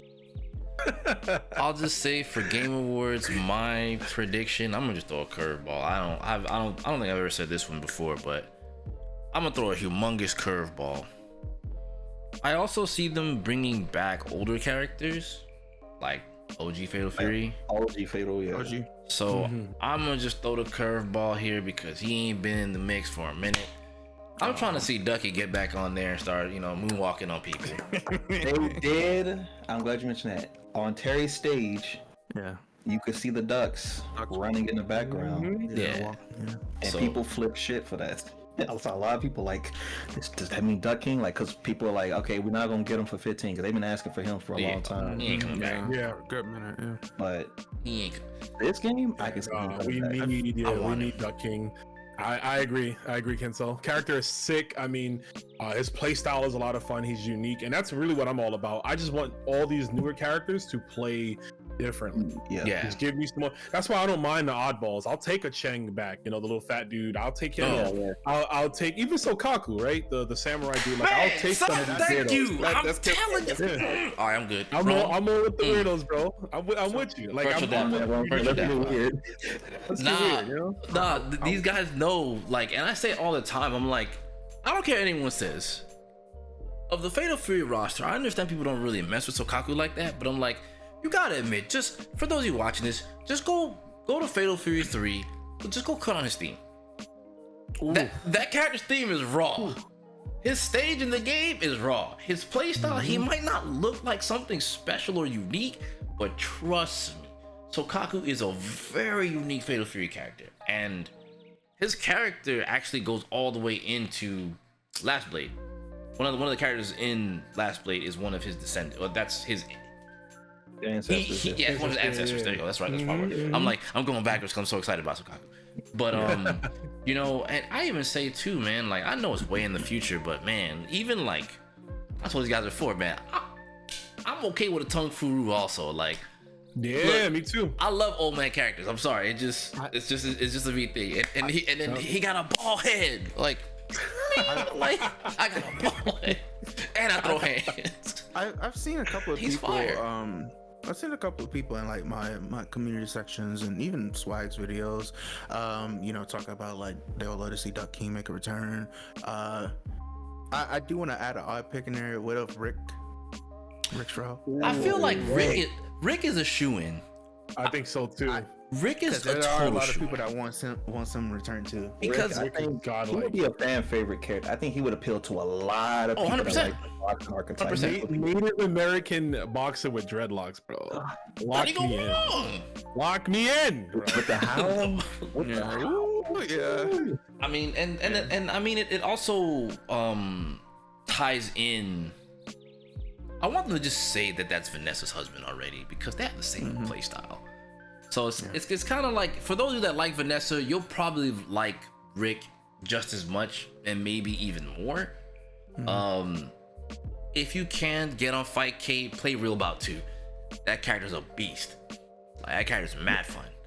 So I don't know, for Rick, I feel like Rick would just be a character that they just pull from the archives. Like, I feel like him and Zhang Fei would be like shoo-ins. It's just not now. Yeah, even Shane Fei. Like, I've seen a lot of people requesting. Oh, forehead? Yeah. That is crazy. No hate on my five head. That is crazy. Nah, listen, my first introduction to that character was O2 Young, and she's cool. I like her, but her art is hilarious because you've seen the art whenever the SNK draw her forehead is huge. They It have like is. a tiny little is. like shine to it. Like she shines it real nice. I'm like, yeah. Hey, you just took Rome out, bro. Chill. You just took our guest out. Chill. I dare any one of y'all watching this video, go look up Jinfei from the Fatal Fury games, O2 UN, wherever. She has the forehead on point, but her edges clean. Like just. I'm about to Google that now. Why are you trying to say the edges are clean? It's always polished. I would like down the line for them to put Alice. Yeah, Alice.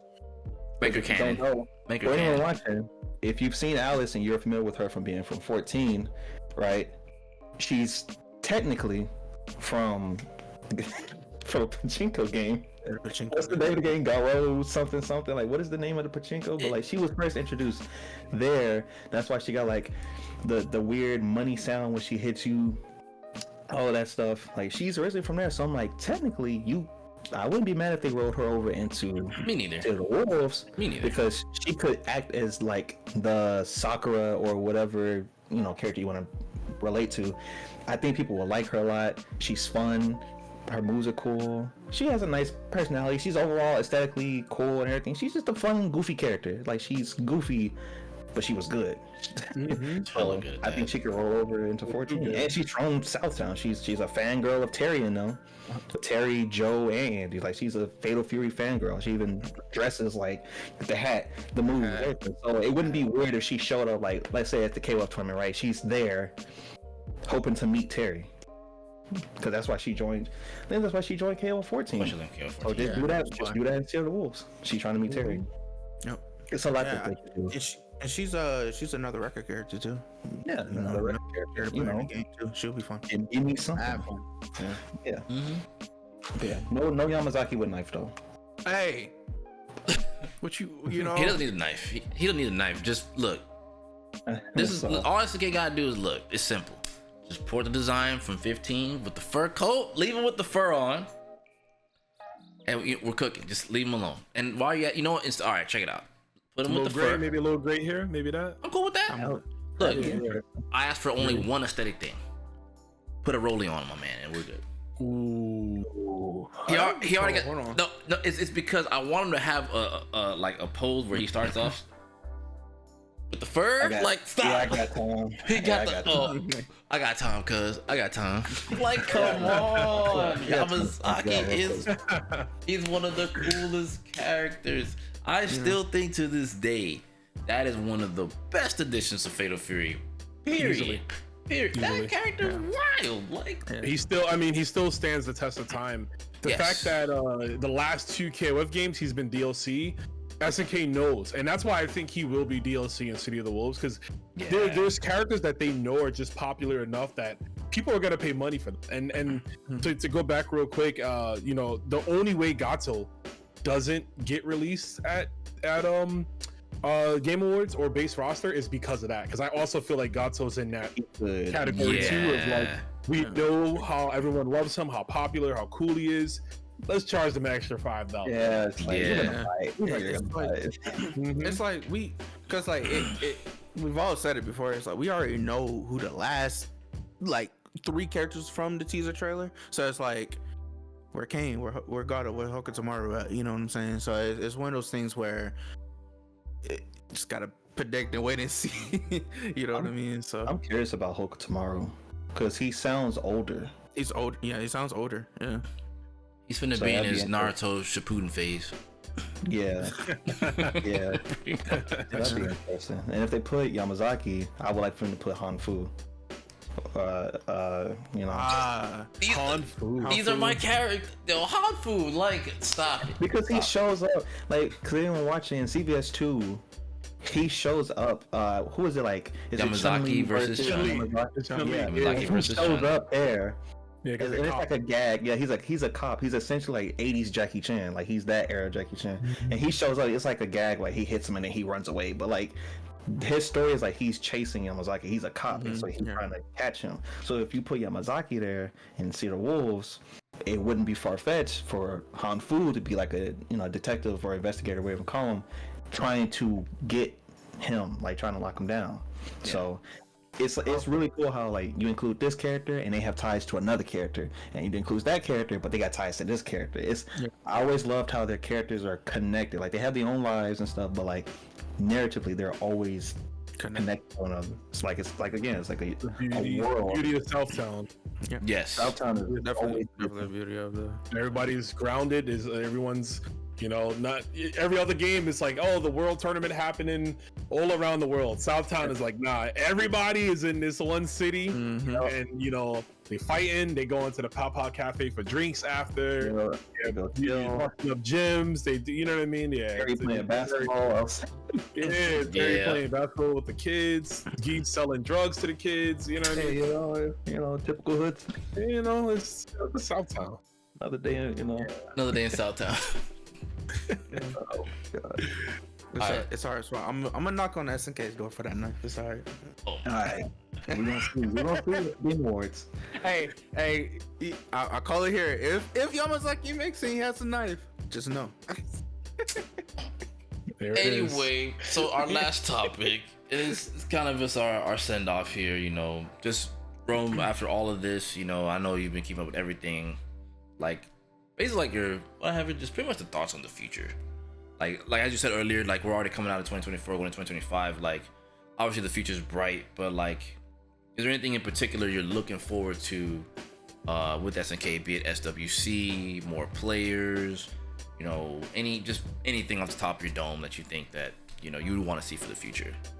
Sure. As far as like SNK as a whole, I would love to see. I think when it comes to the games, the gameplay is great.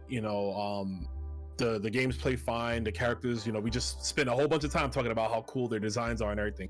From a gameplay standpoint, I think they're fine. I just hope they get all their ducks, pun intended, in order when it comes to everything around the game. Whether it's the marketing, whether it's the problems with the game. If the lobby system is broken, get on that like tomorrow. We don't need to wait 3 months out when people are like, I'm out of here. Any type of situation, they gotta be like customer service, bro. Just on it instantly. Get that done with, get that fixed. If it costs X amount of money, that's fine, because that money is gonna be brought back in when people see, oh, you guys addressed it. Address these situations, just like that. Tomorrow there's a new patch, next week maybe, et cetera, et cetera. So like, and that coincides with communication as well. I hope that they continue to improve. They're not the best on social media, and I'm sure they know that too. They're making strides to be better, but I need them to just really double down. City of the Wolves is a game that, and I know this term gets tossed around a lot, generational talent or generational game or whatever, but this has that potential to be that game for SNK, to get a ton of people on board, to do like myself, and I'm sure some of us here has done, where they started out with a new game, fell in love with that, and then went back and tried all the other stuff, and then really got to appreciate and love the whole franchise. But that's really it. I just hope they do that the most. I need them to focus on everything surrounding the game, the marketing, fixing issues, making sure everything works day one. Please make sure everything works day one. No messed up. Yeah, we don't need that. Please, people have short attention spans. There's a lot of other good fighting games that are out, and some coming out. 2XKO is going to be out next year. You need everyone to play this game and want to stay on it, and I think that's really what it comes down for them. As for me, I'm just going to do my best. I'm going to keep playing the games, keep teaching the games, keep talking about the games, and just setting personal goals for myself as far as like what I want out of the game, as well as how I want it to impact my content creation, and of course building more relationships. But that's really what the future, that's what I'm looking forward to. Dope. Well, anyone got any last questions for Rome? Anything y'all want to pick his brain on before we get up out of here? I got a little bit. Yeah, I think right now the changes that SNK is doing is great. They definitely are trying to improve and keep improving.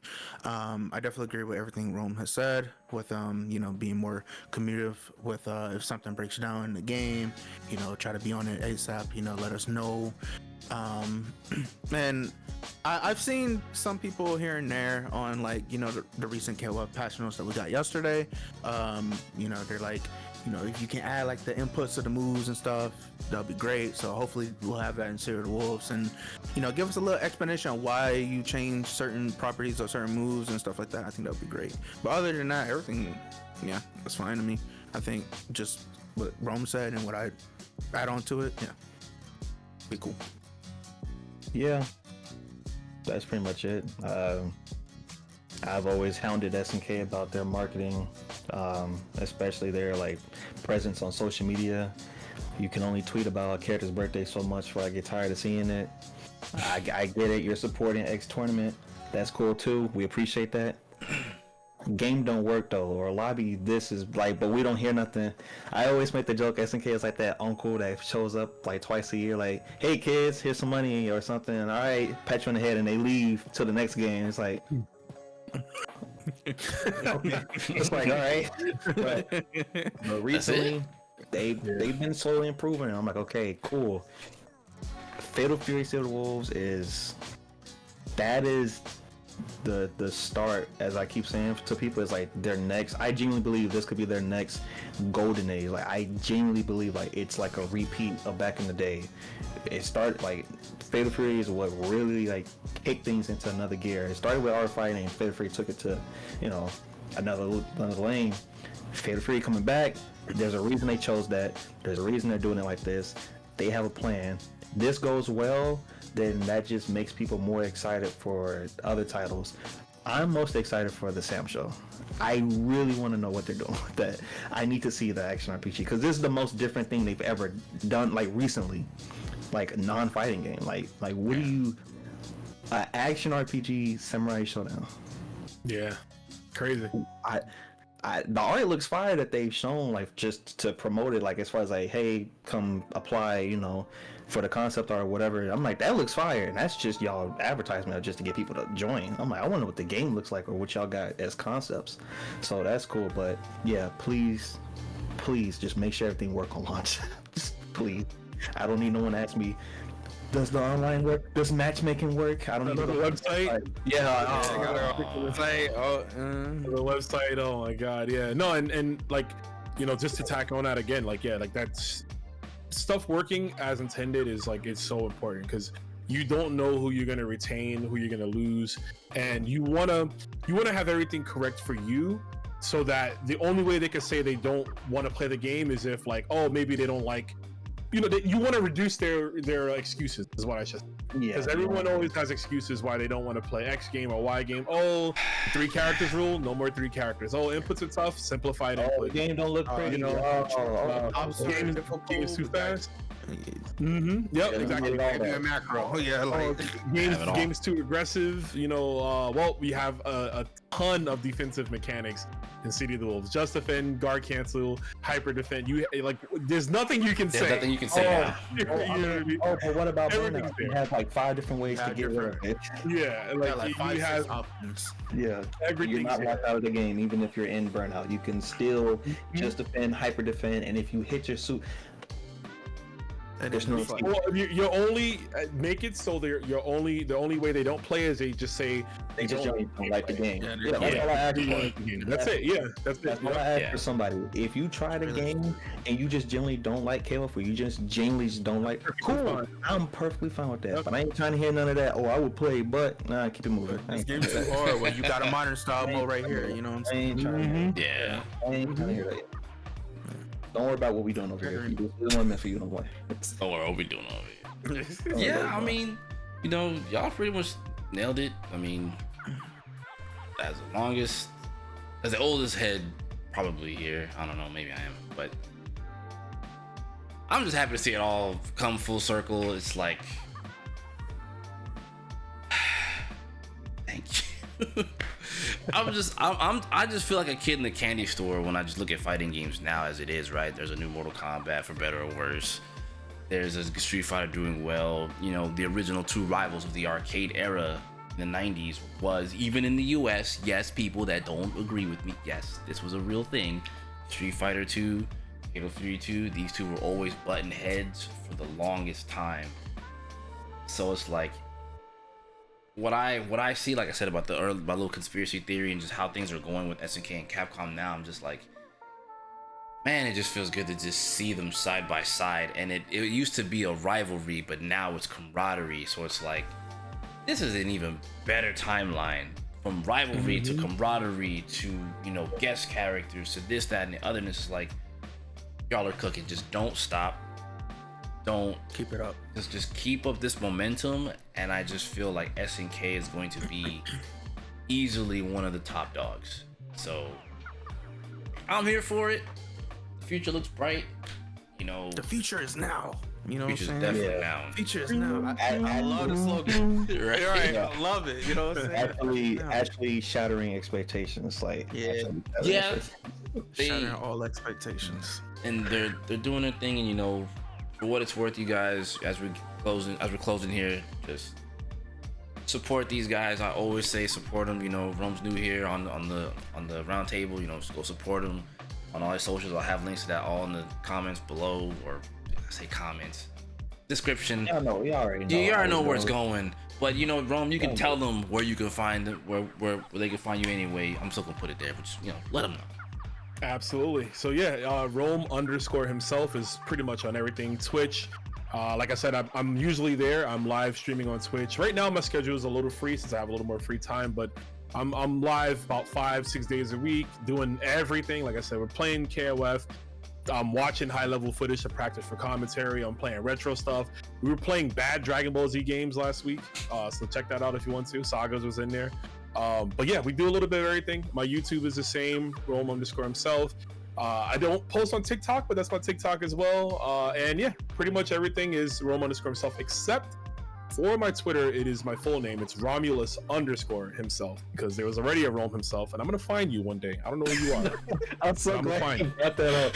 I'll never forget. I looked at Rome's Twitter. I was like, who is this? Yeah, I made my Twitter in like 2016, so someone already had Rome himself. But like I said, I'm gonna find that person. Yeah, Romulus _ himself, but everything else is Rome himself on, you know, now Blue Sky. So Blue Sky, Twitter, YouTube, Twitch, all that. That's where you're at. Beautiful. Yeah. Support the homie. Yeah, Support him. I already know what it is, man. It's all love here, man. Like, my final words, you guys watching, I say it all the time. You guys see my passion for fighting games. You know, I want to bring more people on, do more of these things. Roundtable isn't just exclusive just to SNK, you know what I mean? Just throwing it out there. But for now, I want to help push the vehicle for that right now, because I love these games. I love fighting games. Just play more freaking fighting games, dude. Please, like, go do it. Turn off the podcast. We're done. Get out of here. Go play. Go play. Go play. Nope. 15 has rollback. Go on. Yeah, I'm kidding. Samsung got rolled back. Samsung does have rollback. So, Vice Mature on the way, you know? Yeah, Vice Mature on the You know what way. I'm saying? Vice Mature on the way. O2 has rolled back. Yeah. 97 has, like all the order KOFs has rolled back. You know, we don't have 11. At least SNK. But like, soon. you know what I'm saying? And I had rolled back to 13. That reminds me, real quick. On PC. I think they're gonna announce I think they're gonna announce a KOF collection. I'm just not sure if it's gonna be at the Game Awards or they wait till SWC. That's the only thing I forgot to say that. Yeah. They're gonna do it because of that. Recently they put out that video of the montage of the different KOFs. It looks like an intro, right? Yeah, that's what I was saying. It looks like an intro to a game. I was like, and they went through the trouble, like they'll animate the sprite and it jumps into the game. I'm like, okay, this is above and beyond just a little, hey, haha, this is a, you know, cute reference. I'm like, nah, y'all are doing this for a reason. So that's what I think. People have been asking for maximum impact games with rollback and stuff. But yeah, that's all I wanted to say. Just that's all. But you know, KOF 13 will roll back on PC, because I know there are a lot of people who wants that. You know, it's only on PS4, PlayStation right now. So, you know. Yeah. All right, now we're done. Get out. Oh wait. Can I say one more last thing? I always say at the end of this, at the podcast, SNK, if you're watching, please release the theme song for City of the Wolves. Oh all my! Get out. Go play 15. So when we all have to buy that song to listen to it, you can thank him. I'm there. I'm there for one. Oh my! Yeah, have fun. I'll be there no matter what. Yeah, good job. They put the song release back further. I'm tired. We'll catch you guys in the next one. Take care. Peace.